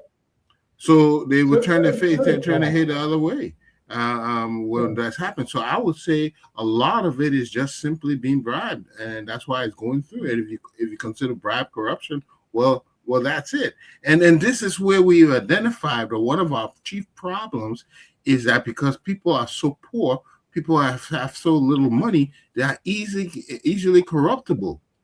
Okay, and that is one of the things we will have to address if we're going to turn this crime around. Yeah. But in the meantime, we can make it difficult for those who are engaged by making it risky for them. And so that's one way of discouraging it, because it will take time before you elevate the population to a higher economic status. It takes time for that. Can I just respond quickly? Mr. Tao, should Liberia declare a national emergency on drugs? Liberia should declare a national emergency on corruption, because it's the corruption that's leading to the drugs. So that's what I would say. But to combine that, like what Jimmy was just saying, it's a lot of corruption. And the corruption, look, it's difficult for you to even blame the people. Let me tell you, if you put somebody at the border and you're paying them $75 a month, where they can barely even feed their children, you think they really care to really do that work? And some guy sitting there that go to work 3 weeks out of the year, and he's making all the money and his hand is in everything. I went to Liberia. I arrived on El Morad at around 4 in the morning. It's in the night, and they don't know who's coming in. And I get to the immigration officer, and the next thing he asked me if I'm going to clear his desk in the middle of the night. So I said, my man, you are here, and people are coming to the country, and you're not even trying to ask them to even check to see. He turned around. He said, my man Johnson, look at the other man. He preaching low. He's not America here. And you think because that man is poor, because he's making $75? Yeah, it's a combination of two, right? Because they look throughout the entire spectrum of government to see corruption from the top. They are there to see it, that is the way that is being done. There is no structure in place to punish it. Mm-hmm. So you're telling me that the little guy, the law of being honest cannot apply to only the little guy. Imagine a parent in the house, if the parent is dishonest and trying to hold the children responsible for not being honest, it's not going to work. The parent have to set the standard, and they have to set that example and live by it. So it's both of them. So the guy see corruption all over the place. Then he's being paid so little. So what happened? So like when those things arrive at the border, if it is coming from Liberia, I mean from Sierra Leone or wherever, if the guy who brings it know that he has something in his bag, all he has to do, my man, hey man, let my car cross, man, give the guy some kind of $50 or $60, and that's it. So the guy might not intentionally be actually seeing the kush for him to let it cross, but because they gave him something, and so they're doing favor for each other, and that's just it. And that is the issue. So look, this whole drug stuff is a social issue. If it is not addressed, if the social issues are not fixed, you will be losing the whole thing. And I have a counter for that, but I will wait. Let me ask Mr. Tule. Yes, sir. Are police equipped to handle drug trafficking networks? No. Simply put, no. All right, let me welcome our neo-progressive commentator and author, Reverend Dr. Clarence R. Pearson. Welcome, Dr. Pearson. Thank you for having me, Dennis. It's a pleasure being on the show tonight, and I want to say hi to my fellow panelists and viewers out there. What single... Dennis, Pearson flirts with CDC if he was with CP. Why is it when I come on you introduce me as formerly UPP and now CMC, but you never do that to anybody else? All right, Pearson is a CDC sympathizer. There you go. He's and now ANC. He has a very soft spot for CDC, even though he campaigns and promotes Mr. Alexander Cummings and the ANC. Dr. Pearson, what single policy change will reduce drug use within the next 12 months? Mean societal-wise across Liberia? Yeah, the policy change in government. What policy? What change? Yeah, I understand policy may be an issue, but for me, the primary issue is the social deprivation of our young people. If our young people don't have access to opportunities, good quality education and jobs that would divert their attention from the idleness in the society, there's no way we can handle drugs among the youth. But the drug bust at the RIA and the one in Royceville, is it because the youth are not working? Thank you, Dennis. I think that then you switch from localized drug activities, and now you go into a high-core drug, which is cocaine and meth. So the drug at RIA is the cocaine. The one busted a few days in Rossville is meth. Those are not meant for Liberia. Those are meant to transit through Liberia to go outside Liberia. So that the big boys. How you know this? We got bring Mr. Jawi. We get. That the big boys are dealing in those. They're just making a big cash to get it through the country, and out of the country. So it goes back to your question. So the answer will be twofold. The drug bust to RIA. Let me be very frank to order you on this platform. It was not the government, not the U.S. government that caught that drug. It was one person sitting behind the machine who was not aware of the transaction that was going on because somebody slipped to put the right person there at the time it was passing. And that lady just stumbled upon it, and she raised some critical question. It was put to aside for a minute, and it couldn't be covered up any longer. That's why we are here today talking about cocaine. If that lady was not oblivion to what was passing under her watch at that time, we won't be having this conversation at all. If she was oblivion. Mr. Number, they want me to announce to you that LeBron James is to the Sixers. I just remember that I didn't use that as part of my opening, but yes, we want to welcome the King to Sixers Nation. It's gonna be on this season. I'm looking for tickets now. Why always taking the one everybody title? They trust in the process. When what is his name? Chris, when he was already done, even the big dog from Milwaukee, when he was done, then what is the Chris guy last name? So every time these guys are done, the Sixers take them. Chris Paul? No. Chris Paul didn't go to 76ers. No. Are you talking recently? Chris Webber? This was long time. Chris Webber? They got old people when they finish. When their time finished before they get like Chris Paul. You're talking about Chris Paul. No, Chris Paul didn't go to Sixers. Chris Webber, maybe. Chris Webber, yes. Oh, that way back you talking about? Yeah, way back. Okay. I'm talking way back. Older Oh, than the yeah. Liberia drug issue. You Well, know, let me get. I think it's my time to come in, Mr. Javin. Waiting listen, patiently. this time we're excited because we think the pieces will fit together. But go ahead, Elvis. New York We, waiting for you. Don't we worry. just can't We're waiting contain for you. ourselves. Jimmy, what was that? You're I waiting said for New us York to waiting fit? for Look, you. Mr. Jah, I think the policy change. There's a big. Yeah, go ahead because I wanted Victor to come in on this whole, like Victor and Pearson who made the beginning part. I wanted to get their take, but go ahead. Right. The policy change, I think we have to do something similar to what the American, government is doing with drug, not drug, but gun. If you're a parent and your child has a gun and you don't report it, or your child have access to a gun, and you don't report it to the government, and the child go and shoot up a school, you're partially held liable. So I think that the government needs to kind of put the onus on the parents. If you have a child under the age of, let's say, 17 years old, and you suspect that they're using drug or they're going down that route, you must report it to either a social worker or to a police officer, so that that child is now monitored and maybe even interviewed to see what's going on with them, especially if they're in the early stages of drug use. The government can intervene. Parents have to be proactive. They have to. You were the same one who told me that Good we luck can with that. blame, that hey, if people in the community tell police officers, hey, like snitch, the police officer is going to protect that. No, what I'm saying is Right, about the child of that parent or that right. guardian. That my child is, he seems to be using drug. Yeah, Tell but them will what. that parent get help? That's what Or I'm will saying. That's that now it's on the government to give the parent help. That's the point. It's not putting their life at risk by telling the drug dealer it's trying to help their child by going to the government to seek, to seek some help.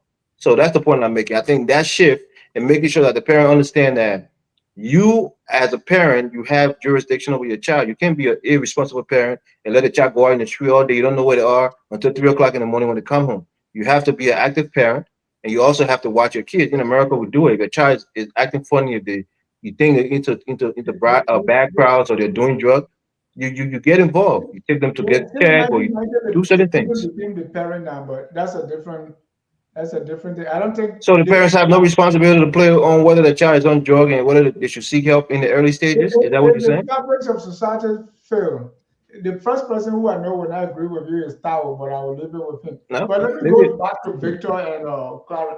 Victor, this whole drug buzz, right? With all the who or what you think is responsible for this plenty drugs in our country? Well, look, I'll put it on the laps of the president. And I know this is very simplistic, but because it is a Right, because fact. the president can be everywhere to the sign Correct. of border. He can be everywhere, and he can be everywhere. Look, let me tell you something, Dennis. How long did it take? How many times did we not come here to beg this president to declare his asset and compel his official to declare the asset? How many times? How many months? This is what we're talking about. So you have people coming in government who came from with nothing, and all of a sudden they own, riverfront houses, they own boats.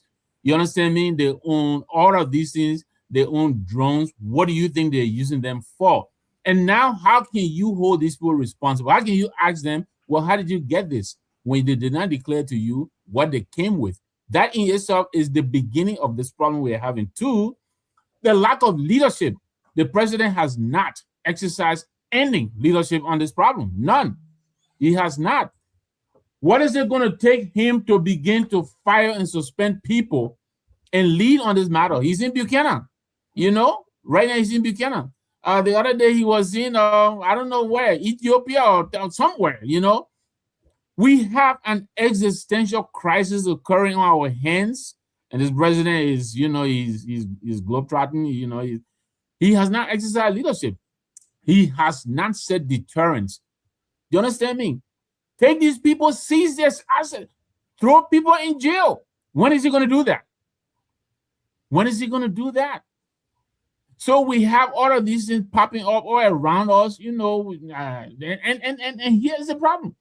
We understand that this president had this report on his hands, the formal report since September. Then again, he was in the government 12 years ago. He knew about this. He actually campaigned on this. They have videos, and later on they admitted that some of the videos were fake, but they have videos demonstrating Liberian youth acting like zombie in the streets and how they were coming to tackle this problem because we were doing nothing. Well, here we are, 3 years in. What have they done about it? If anything, it is getting worse. It's getting worse. So my short answer is it is on the president. I'm not gonna put it on anybody else. You think These are people he president appointed. He can fire them, he can dismiss them, he can do a lot that he's not doing. Thank you. Dr. Pearson, when you came on, you said, in fact, the drug bust we say was inadvertently, that's, saying, right? Because one person didn't get the memo. So tell me more. And so what do you think is responsible for what we are saying? So Dennis, we're in a scary time, right? I just want to clarify something before I answer that question. I heard we have something on the screen about parenting and their kids getting involved in drug. I lived all my life in Liberia. I grew up there, lost my father there and other kind of stuff. Let me say this for a fact, Dennis. When you're living in a society where you lose your capacity to provide for your kids, your children, and the kids becomes the one who go out there and sometimes bring money home for the parents to even cook or eat, like we see most of the time, and we cry about that. You lose an edge, you lose the leverage to query that child misbehavior or bad behavior. And I saw a lot of young girls became prostitute or prostituted themselves, sorry to say, because they couldn't get any other means of survival, and they use that same money to sustain their parents and their siblings. And now the same thing goes for drugs. But I think what we are seeing now is a geopolitical shift in the strong pushback on drug cartel in the Caribbean and other places where they can no longer peddle the drug through all trafficking route. Like we saw the U.S. government bombing boats without even any form of investigation or finding out who on the boat. And if they bomb the boat and the boat is showing sign of life, they bomb it again outside of international laws. So you can see how rigid the big powers are towards drug trafficking. So now these guys have to find different routes to peddle their trade. And sad to say, Liberia presents a vulnerable front, right, where people can be easily bought and made. Yeah, I gave it over to Tawa. Tawa, I succumb to you. Wait. You let us bro. You're making good points. No, I'm not stopping you. I'm not stopping. I just raised my hand. Oh, okay. So yeah, and then yeah, keep going to other clients. I like what you're saying. Yeah, and then so I'm just worried that I think where we are right now, like I said, Dennis, it will surprise you to know that that lady who stumbled upon that drug, she had no clue that thing was passing through there. It was just an unfortunate day for the guys who. Now let me clarify. Now I drop it because I don't want to take up all of the time. But listen to this, Dennis. That drug was at the home of the logistics manager of a company who had a concession to man one of our high security posts in our country, the RIA. That guy was peddling that drug from his house to the airport, from the airport to the plane, and there was no check and balances in between custom, immigration, and the Liberian National Police. So that was a free passage. That is within phase one of a pathway to narco state, where you got infiltration and logistics. That's phase one. That is totally on a complete wraps in our country right now. Phase two is where the guy is supposed to do what they call entrenched corruption with narco money. And that's why it's being uncovered right now. We don't have a full picture of what is going on, but right now we are beginning to see the narco money now showing up in high level of the different security apparatus and port of entries. That again tell you level 2 is about to be confirmed.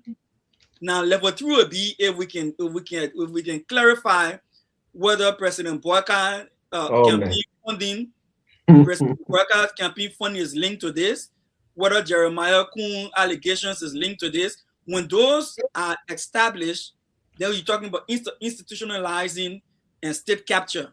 That's stage 3. Then you will definitely have a narco state. I know there will be some of us who will be doubtful, like we're doubtful from the beginning. We're saying they didn't have bigger hands behind it. Now the hands are coming up.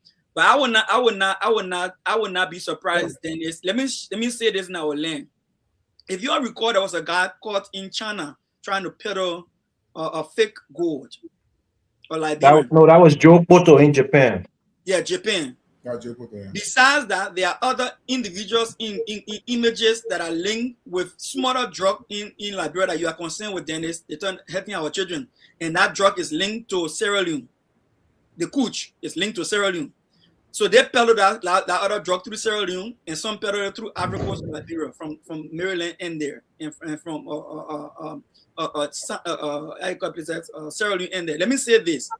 If the guys who are in pictures with President Bouaka or in the different campaign pictures with President Bouaka peddling the drug from Sierra Leone, and that UK guy in Sierra Leone who is believed to be harbored in Sierra Leone has his hands in a drug in Liberia, then there's a connection between that guy in Sierra Leone and the cocaine in Liberia, the trafficking. Then you connect your guys who are peddling the smaller drugs, and you link everything to the President Bouaka campaign. That would be a big mess for our country. I just pray that that was not the case. That's a big leap. So Dr. Klein, he about to go political. He was saying something real nice. You started the political talk, my man. You bring it up. You shifted the whole goalpost now, and then no way. Okay, let me go to Let me close by saying this. Mr. Dr. Pearson, you finish. Let me go to let me just close by saying this. Let me just close. Look, Mr. Tule, you know, there are in life, we call the denial stage. When you're in shock, you get shocked and you in denial stage. But no matter how long you're in denial stage, you may not want to hear some of the things you're hearing, like some they didn't want to hear from the beginning. But like I'm saying, I will pray that the president campaign funding will not be tainted by any drug related funding at this level, because that would be a detrimental revelation in our country. Thank you. Mr. Tao, before you come in, today I wrote an article that, hey, why everything in Liberia they blame Vice President Kuhn? You know, you gotta make nefarious. He's a nefarious character. Right? So it appears to me that there is a consensus in Liberia that very big hands, high hand. I mean, everybody stops short of naming the president. So the highest they can go is the vice president. But if there's because he's nefarious, Mr. John. That's why. Yeah, okay. I didn't want to say, but Mr. Tao, go ahead. Yeah, so look at what happened. I will say that, but I want to make some points to first what Mr. Namwe said and what Clarence said, Dr. Clarence said. But look, if anybody here remember when the first 19 million drug was found, Mr. Morris was on my show, and I said drugs really don't move through countries that easily without people in higher ups. What is security? What is top in the government? The U.S. that is labeling people as narco state, the U.S. is just a narco state. It's on record. They've done their own investigation where the U.S. government sold drugs, and they're still selling drugs. That's on record. Where Oliver know how to go to jail for it to take the fall for Reagan. That was the Iran contraband. No. So no, because I want for us to, when we discuss anything about Liberia, stop using the U.S. as some kind of standard of some kind of morality. It doesn't exist. Let us address Liberia issue from a Liberia perspective. Let us keep it that way, because then we leave out the confusion of trying to get sidetracked, thinking that these guys have some kind of moral compass that work trying to rise up to. It doesn't exist at every level. The boats that were bombing you, killing people, it had nothing to do with drugs. It was trying to set the stage to go and seize Venezuela oil. That was it. So we know that. But look, Dr. Clarence said some stuff that I've always been saying here. No, don't just leave it there, Tao. I don't get your point. So we shouldn't talk about the problem that Liberia is facing because the U.S. has How do North went to jail? He was operating with the CIA in Nicaragua. You know that. That is not what I'm saying. I'm saying, go ahead. yeah, but look, I will address that. Dr. Clarence, Dr. Pearson, you said some good stuff. That the social issue, I always said it here, that if the social structure break down, like Mr. Morris' point is good, right? Hold parent responsible. But you say if you know that the parents are never home, most of them are hustling, selling better, but all of this stuff, they don't even know where their children are. And that's irresponsible parenting. What do you mean by that? No, man, don't say that, man. People that are struggling to survive. People that are struggling to So then why you have children? We can care for them. You have the children leading in the street. Our parents are the parents. So that's good. What I would not agree with you on though is that for you to say that, okay, the lady that found the drug, she was trained as an agent to detect those stuff, paid by the government, and then she found the drugs, and you say that it was not the government that found it, but it was just by accident. Come on now. I know that you're trying to unseat the government through CDC, I know, and all of this stuff, but we have to be able to discuss these things in a way where if the person is trained, paid by the government, and then put in that place, and then she found it, then we say that she did not get the memo. Thank you. I want to. That's not the first consignment I passed. Yeah, Dennis, let me rest. Clarence, I mean, Dr. Pearson, you said a lot there, so let me allow you.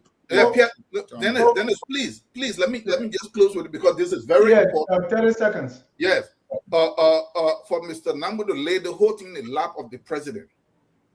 We have to be apolitical sometime when we're discussing this thing. This president honor his leadership now. Whether it was by accident or whatever, they're the one that uncovering drug issue now. Whether they would take you to try and get anything, but I doubted. I criticized this government and any other government all over the place, but we have to at least recognize what's going on. They are digging up some stuff. Now, what the outcome will be, that's something else. So we saying that the president supposed to start seizing properties. Then we say we want for the country to be a country of law. The president does not go seize properties. Everything cannot be in he hired agencies that they're doing this stuff. We say dismiss people. The king guy that was found in the government, he was suspended, he's in jail. Why you really want him to do? So we have to be able to at least try to tamp down the partisan stuff. I myself, I don't care much about the government, but we have to recognize some of these things. Thank you. Yeah, but I was very clear, Tao, on what I said the president should be doing. One, I said the president has not exercised leadership. Where has he addressed the nation on this major problem? Dennis. Where? When? What is he waiting for? Thank you. And that brings a lot of things he can do. I gotta address Dr. Pearson. Yeah. Hold on to that. Dr. Pearson stick the political never inside, so he emotional right now. No, if you want, we can organize debate between two of you because you're bleeding right now. But I want us to talk about solution. We have 9 minutes. No, but Dennis, let me give me my 10 seconds. You will come in. Don't worry. You made me lose my train of thought. Seriously. Yeah. Harper was not built in one day's time. I'll wait. So we can talk all tonight. Let's talk solution. We know the problems. We have been talking about the problem. Almost every network you go on, everybody talking about the problem. Let's talk solution. Mr. Tule, let me start with you. Okay, yeah. Before I go to that solution, let me try to address what Dr. Pearson said. So Dr. Pearson, I mean, I was following you, what you were saying. You follow until you call back. I really kind of like when you took up that flight. It was a real nice flight going up in the cloud. But once you settle up and then you started, there was a lot of trouble inside. No, this drug issue in Liberia, we should not. I mean, you guys say I was trying to politicize it, but I think Dr. Pearson even went he went further to even politicize it even more. Look, that drug was busted at the airport based on intelligence. And I know a woman sitting at the airport inadvertent. What are you talking about inadvertent? It was no inadvertent stuff.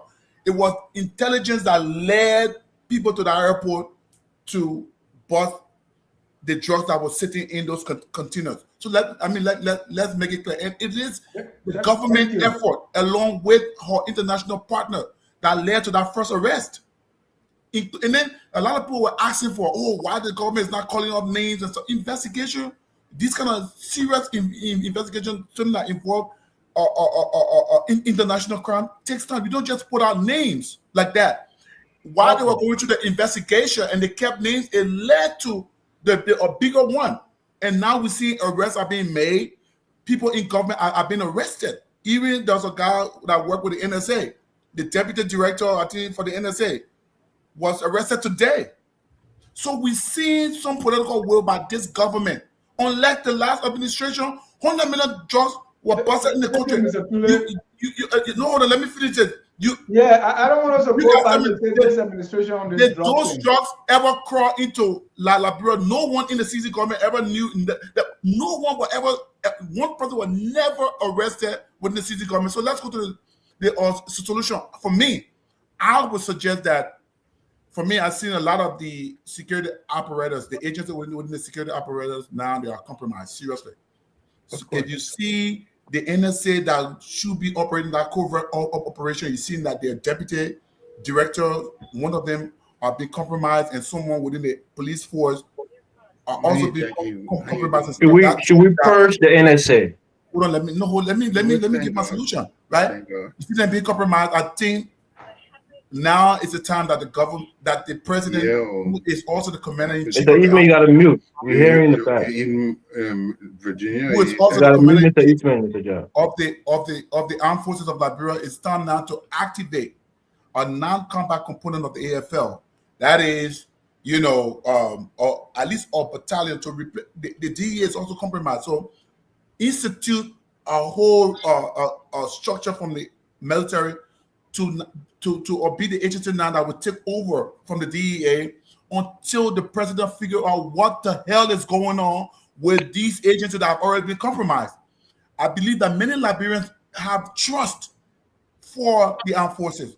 They believe that the armed forces cannot be easily penetrated or cannot be easily compromised, right? They believe that the armed forces is a force for good. And I have to believe in the armed forces. So allow the armed forces to now begin to take seats of the matter, help us to fight the war on drugs until they can figure out whether they're going to disband the entire DEA and bring and take their time to hire new people and ensure that clean agents are being hired, people that have much more people that have integrity to take seats of the matter. But for now, let us now begin to use the armed forces. We don't need extra budgetary support for that. The armed forces are already being paid. We just need to reassign them, get them new assignment for at least for a duration of 1 year, so that we can figure out this thing. We need to have that's how I said. Desperate time call for desperate measure. I think that's one of the things as a commander-in-chief of the armed forces he should take now as a solution to fight this war for us. Remember the DEA when A.B. Krumah, everybody was fighting and there was investigation, they fired them. Did you see any logical conclusion as to really what happened? Now we see A.B. Krumah's resurface somewhere else. Is it that because he went through some come to Jesus movement or not only that, this Dean man was dismissed in 2004. He's resurfaced in this government. Look, we can sit here and be apologists for this government all we want. I don't care. The facts are the facts. They're out there. This government is doing nothing. Nothing. If anything, they are complacent. They are enabling. Look, the system is supposed to stop the drugs from coming in, not to arrest the drugs while they're in. It's a failure of leadership, and we have to acknowledge it. So we can sit here and turn it whichever way we want. The facts are the facts. This system is failing us because the president has not exercised leadership on this matter. Let me come quickly for 30 seconds, please. Hold on. I will call you for your solution. But let's hear from a caller, Aaron Poblet. Aaron, you live. Oh no, let me make it American with Aaron. Volume too low. We can't hear him.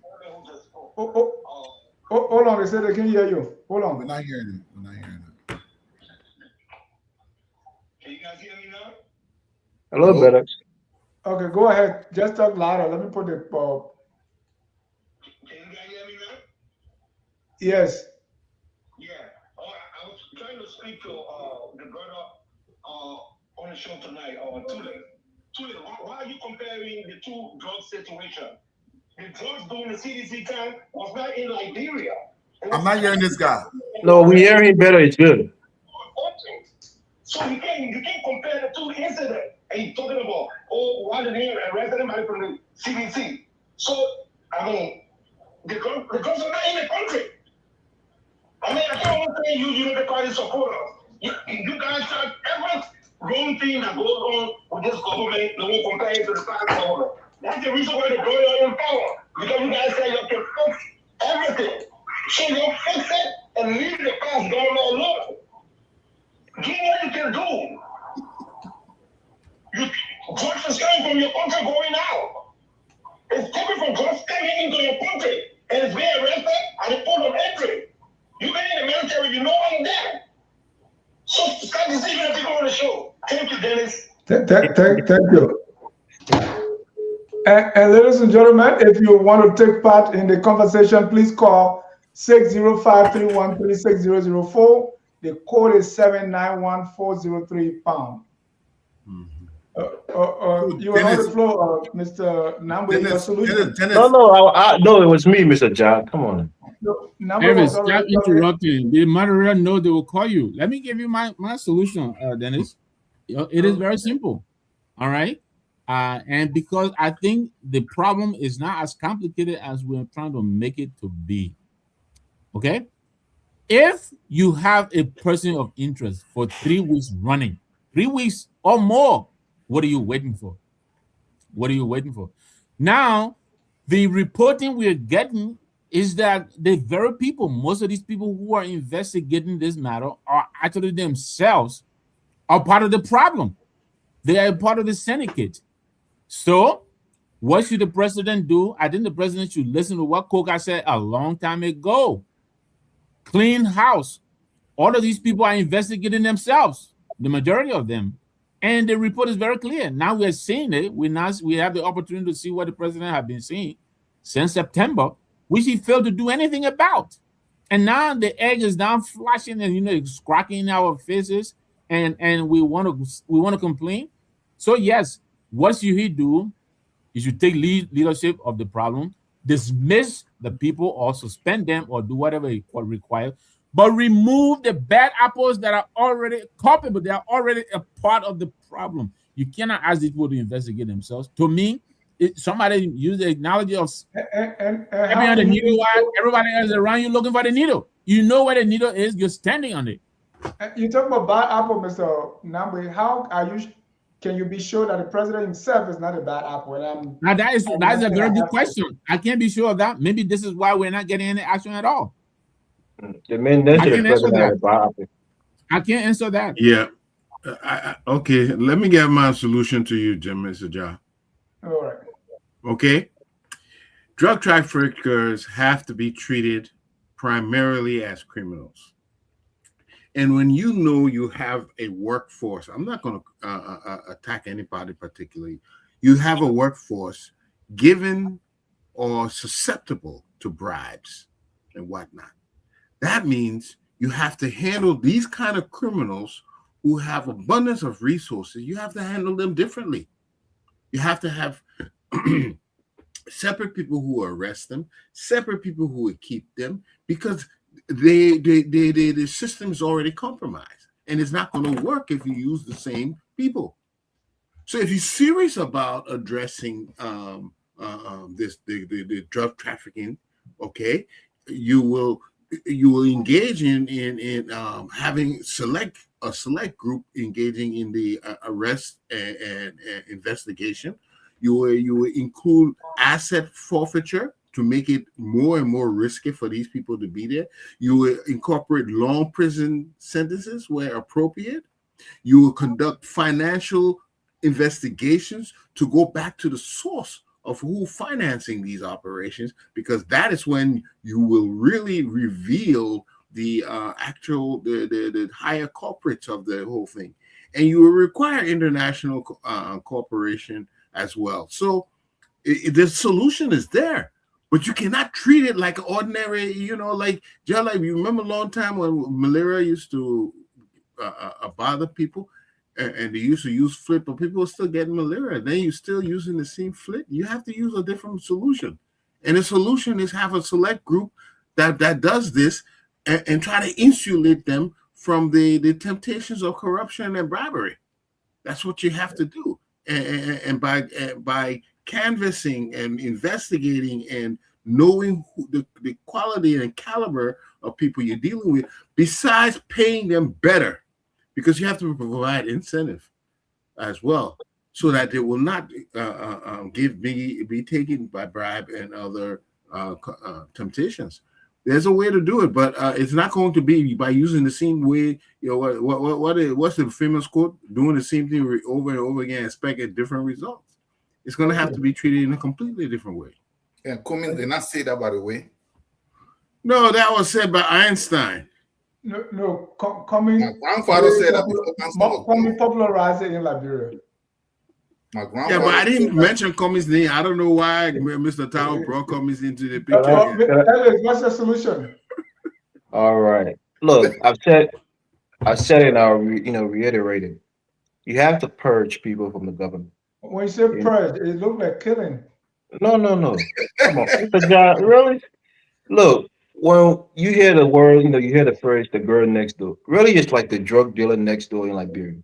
There was a lady who was very prominent, in that march against drug, right? She was next to the president. She took photos with the president. She was arrested for being a drug smuggler. So the people you stand next to, the people you associate with, a lot of people in government, they are partakers, if not even direct distributor of drug in Liberia. So you have to go through your rank, your rank and file, and really do thorough research on these people. Purge anybody out, out who have suspicious relationships, and even those who might be, directly involved in drug trafficking. It sounds tedious, but also lifestyle audits, even on regular citizens. Sometimes in this country, you have to file taxes. If you just file your taxes and you make 30,000, but you live in a $1 million mansion, driving a $100,000 car, the government have a right to ask you where you got the money from. You get that thing where my property, I get it, so you got no right to ask me. If somebody who's working a menial job is living a luxurious lifestyle and they can't articulate how they made their money, you can do that also. The government have to take a holistic approach. But what I'm saying is I'm kind of sad because I feel like the menial resources that we have that should be going to important things like health and education, other things, we're going to now be spending on fighting drugs.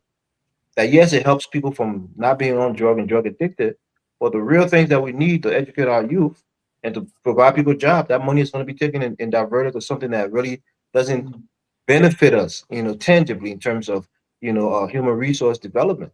So for me, I just, I feel disappointed. It's a lose-lose situation because you're diverting money that's desperately needed to fight drugs, and at the same time, people who should have the resources won't get it. But thank you. Pearson, before I come to you. But Elvis, how do you do a lifestyle audit when you don't have an index of measurement? What are you comparing that against? How do you know what I had before compared to what I have now? When you did not allow me to declare my asset to you, how are you going to do that?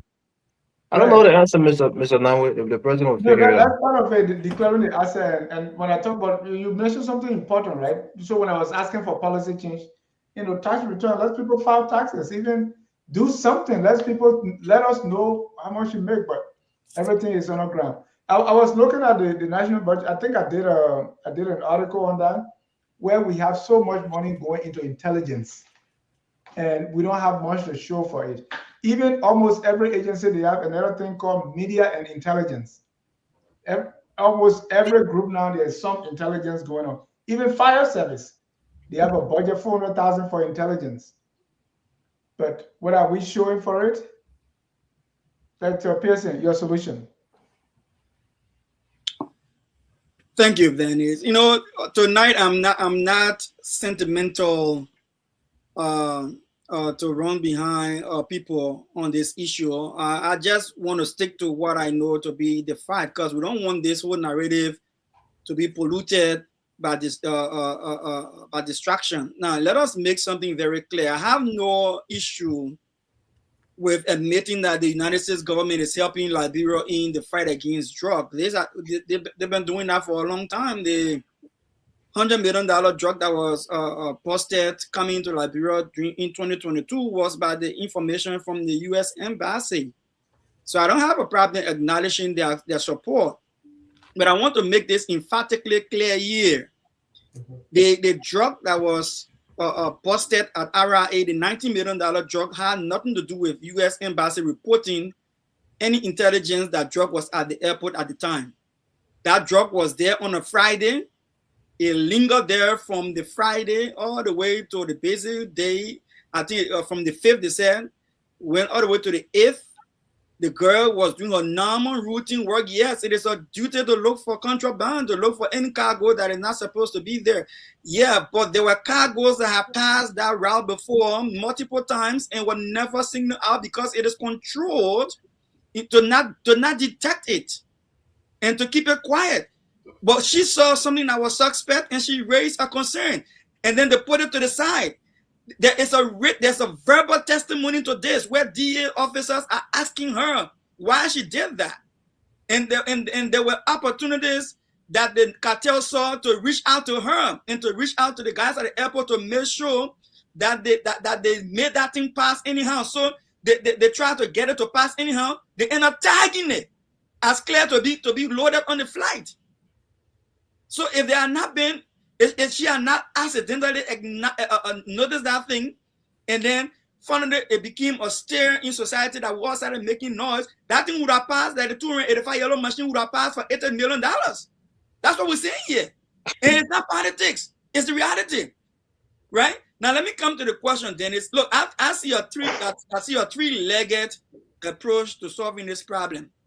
There's a social approach, meaning our young people in our vulnerable society can only not be so vulnerable if the societal deprivation and poverty, the level of poverty in the country is improved, especially with our young people. All right, we need to stop looking at buying fancy cars for president and lawmakers and giving them scratch card, giving them fuel for generator. If we reduce the level of comfortability in public officials and redirect those resources to direct investment that will improve the lives and the living conditions of our people, it reduces the level of vulnerability of our young people from being victim of these drugs. The second leg I will see, in addition to improving the social status of our country, is the one on how to do the security sector reform. Now, I'm not looking at reform where you're going to do a major deep reform, but listen, in my opinion, Dennis, the entire DA has to be restructured and given some level of civilian supervision, a supervisory body over DA that is civilian level that will ensure check and balances from a civil society standpoint, right? In addition to the sanitary role to fight drug, and then the national police too. Look, I am not saying with my level of understanding, I'm not saying go and dismantle DA. Dismantle national, the LMP, dismantle NSA because we having guys at the cream of the anything in security sector that my brother here understand, Momo understand here. You have what they call command and control. If you decapitate all the command structure that are contaminated, that are getting the command or giving a free hand, like my brother I will not call him for the sake of this show. Somebody take off phone and call and say, escort this thing to RIA. Then the major jump behind the vehicle. Put a police car in front of it and carry straight to the RIA airport and drop it there. Nobody going to ask questions because his car represents authority, command. All the honor men and the other police guy will lesser rank will salute the men, the car will pass. But if you decapitate the entire high level structure, and have a new breed of people there, the instructions that the commands that are going down the line will change. And people will be afraid. Now, I hear somebody say, then let's use the AFL. I would say this: if we want to find solution, we got to understand insecurity. There are layers and there are speciality. The DA man has different training and speciality compared to AFL. AFL got different training and speciality compared to LMP. That's why they're all separate branch of security sector. Even the NSA, they all have different trainings and specialties. So if you took an AFL man point to border point, the man just in there with AK or M16 looking for a foreign soldier to come across so he can defend the land. But with a DA man knows what to look for. He knows how to read body language. He knows how to understand. Somebody carry a suitcase, the way the body language will present himself, he wants to see what is in that suitcase compared to other 3 or 4 people passing by him. So the last leg I want to talk about is the political leg, right?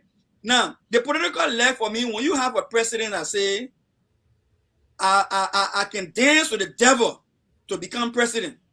If you have a political leader that has multiple campaign pictures, multiple campaign images with hardcore drug peddling individuals within our society, hardcore con artists who got busted in foreign lands, carry on con activity, it tells you something is fundamentally wrong with the people around the president, because those individuals will be brought to the president by people who the president trusts. So President Booker needs to look around himself. He needs to clean house and make sure that those around him are people that he can trust, and make sure that that will present the best of the best he can depend upon to yield the results he wants in Liberia.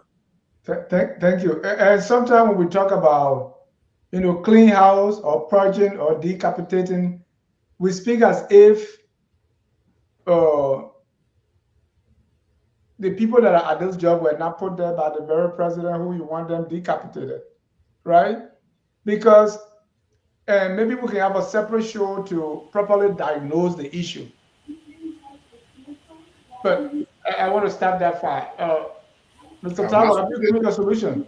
No, there is. It's not good enough to stop that. No, you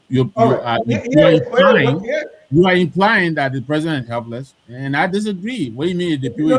What I'm saying here is, if you go down to because first of all, I think there are some square pegs in round holes. I think the president people are being appointed in certain areas that are not competent, but because they are partisans, right? So if you have this kind of people, and you have people that you have to give job because, in the words of the party chairman, they swam in the poo-poo water, and that's what we get. I mean, I want to work with the government of Liberia, but I have no chance because I'm not a partisan.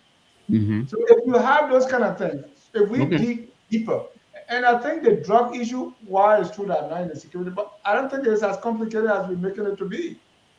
If you are a big shot in government, let's say IG or deputy, and you allow yourself to be bribed, maybe they pick you from somewhere. If you are being if you are deported from America because of crimes, you can go to Liberia and do the top job, and nobody cares. So if we have these kind of people, what do we expect? So let me quickly, I know you got to move on. Let me quickly go. Last year around this time, this president in DC, in Washington, begging the government of the United States to come and help us, right? Survey our landscape to see what kind of mineral we have. He knows how to ask for help when he feels like he needs to. Let me remind you, during Samuel Doe time, you and I we were not that young. Do you remember the foreign experts coming in to help us manage set up our financial systems who will pay the United States back? There is nothing wrong with help, calling for help. I think the president has to tell himself that he has reached that point where he may not be able to trust anybody in country to take care of this problem. Let him get help. Why can't he ask for help? What is holding him back? I'm sure he's getting it right. A lot of us can help, right? I mean, even in little areas, like we talk about rehabilitation, how many Liberian social workers and psychologists we have in the country? But by the time you are Liberian and you want something in Liberia, it's almost near impossible to get it unless you are partisan. But then it's frustrating. I mean, you have, I eat healthcare, IT, Lakanya. But if you want the government, you want to do something, nobody listens to you.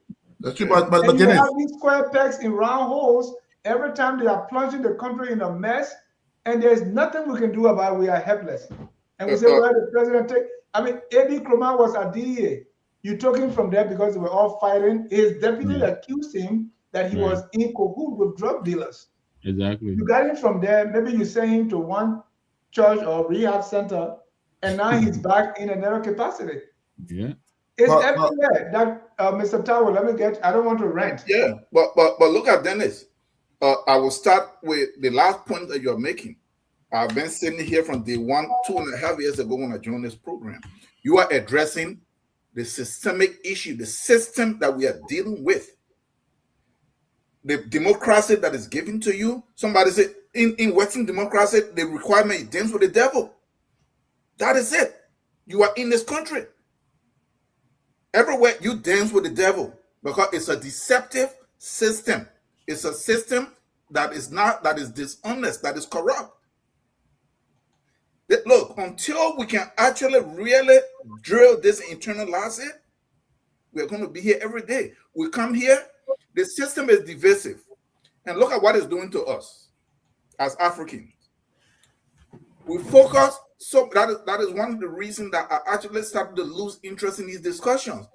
Because we are focused not on the source of our problem, but the divisiveness that they bring.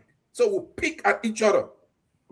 If you have a place that have multiple interests, because what political parties are, they're gangs with multiple interests that later across the land. They are not looking to pick or work with people that are competent, that can move the country forward. They all hold on to the interest.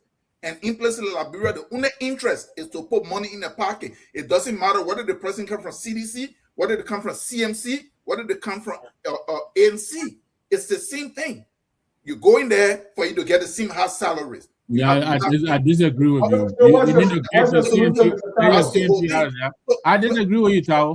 Please, let me Get give it to your you, sir. CMC out of there. I disagree with I'm you. speaking. Dennis, please protect the man. Please protect the disagree. man. Give me your solution so we can close. So the solution here for me, which is known, is that in the system, the solution is going to be temporary. It's never really going to work because of the same partisan stuff that you pointed out. But if the government is serious, and I don't want nobody to blame Boaka that because he just came that the AIMS, the DE, and all this was settled, the structure was settled, the strength was already there. He inherited it. Yes, he need to address the issues. And I think from what is happening, he's addressing it. They're arresting people. Well, whether it will actually go to trial and something will come out, I personally don't believe that. Because I don't believe this government system. You saw Tamando arresting. Yeah, but the solution beating them in the streets. Then is they need to fight corruption. Look, the solution to this stuff that will reduce and minimize it. I said it, and Dr. Pearson pointed it out many times. What money is left for you to be able to develop the society and the youth when everything is in the hands of government officials? Look, any serious government need to come in and change the salary structure of those guys at the top. Capture, you don't need to be going to IMF and World Bank and African Development Bank to take loan for everything you do. The money is there. Take that money, have a good program, and invest the money in the society, in human development. Look, it doesn't matter what they do. You see, Dr. Pearson addressed some good points, right? The three-legged stuff, right? I'm not going to go into the one about the president being linked to campaign people. What happened in a political campaign? A lot of people are available for them to go on this campaign. What did the president know about it? Specifically that the guy is a drug dealer or not, I don't know. So I'm not going to speculate on that. But until this stuff can be done, they need to reduce the salary. They need to pull the money. And then to address, then it reduce the drug issue if they have a real good program where they stop the scene lawmakers from trying to come back and create businesses, create companies that can come back and capture the money, right? They should stay within the government because they should not privatize drug rehabilitation. It should never be privatized because when you create profit around it, you're going to defeat the entire purpose of it. It needs to be set up as state-run stuff where the state will hire competent people, whether from abroad or from anywhere else, so that it can. Yeah, I disagree with you, Tao. I disagree with you. I know you disagree. I disagree with you. You can. Look, let me tell you, the most efficient, you know that the most efficient organizations are not government-run organizations. You know that. Why would you want not this true. to be It is not true. No, it is true. It's not It true. really That is is true. that is what they It told is you. true. The same Look at your government LEC in go ahead Liberia. Look at and your water and mismanage. sewer. No. Then you don't No, understand. All right. Because the same government Let's I run these stop disagree that with part. you. school institutions for the Let's sole stop purpose. that That's part. last But year. Mr. Tower, Yes. the government don't have much history of managing these things No, properly. there's Yes. none. So look at what happened. Then it's this is the point I just made. The Tell me government set any up this organization in Liberia that is managed by the government please, efficiently, Tower. please. The Show me any government. agency that is I managed. want us to close, gentlemen. Dennis, Let's no, let's no, just leave the case. Dennis, I want to close. I got something Yeah, to Dennis, let me address it real quick. You finish The your government solution, right? set I up- want us to close. Yeah, the government set up these infrastructures with good policy. Then the government hire people not based on party line, but people that are competent to come in and take over and help to manage it. But when you create it as private, you privatize it. There's a lot of interest. Do you know why the drug stuff is an issue here? Try to solve the drug issue. A whole bunch of companies going to go out of business. So what happened is a similar with healthcare. Thank you, Mr. Tao. Tomorrow we'll have Roundtable Africa right here with Mohammed Sharif. I want to come on it. Yes. We have On Point at 4, and also 2 we will have noonday, and at 7 I'm bringing some legal mind everywhere Justice Forum to discuss, what's going on. To arrested, reverse, the jurors, and all that different things. So our lawyers then will kind of give us a clear direction as to what's going on to explain it better. At Focus on Liberia, we always want to get past the noise. And, it's been a very sad time. We started with our man Jimmy, who lost his mom, and a lot of death these few days, man. So sympathy. In America here, the young artist Prince, or just Prince, passed away. Then in Liberia, another artist, Anita. Then another artist who's the head of the Liberian Musical Association, Lakma, passed away 10 hours after she was at a show performing. I mean, and also, my sister passed away. We're going to be burying her on the August 1st. And I know most of you have been sharing your thoughts. I want to appreciate that. Sister Dorothy will be laid to rest on August 1. That's on Saturday. So I'm going to be away starting Monday of next week. And I will join you guys after that. I want to appreciate all your time, those who call. My condolences, Mr. John. Thank you. So again, on behalf of all of us here tonight, we want to close with our song that says, "We are all Liberians." Gentlemen, I want to stress something very important. Liberia, so we're not giving our private comments? It's not a youth problem. It is a national problem. And solving it requires courage, it requires honesty, and collective responsibility. Tonight's debate is a reminder that the future of Liberia depends on the choices we make today. Have a good night, and may God richly bless you as we close our song that says, "We are all Liberians."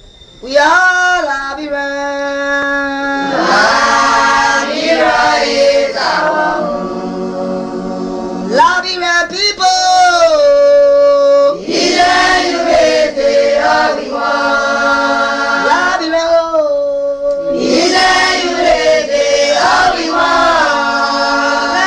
Liberia.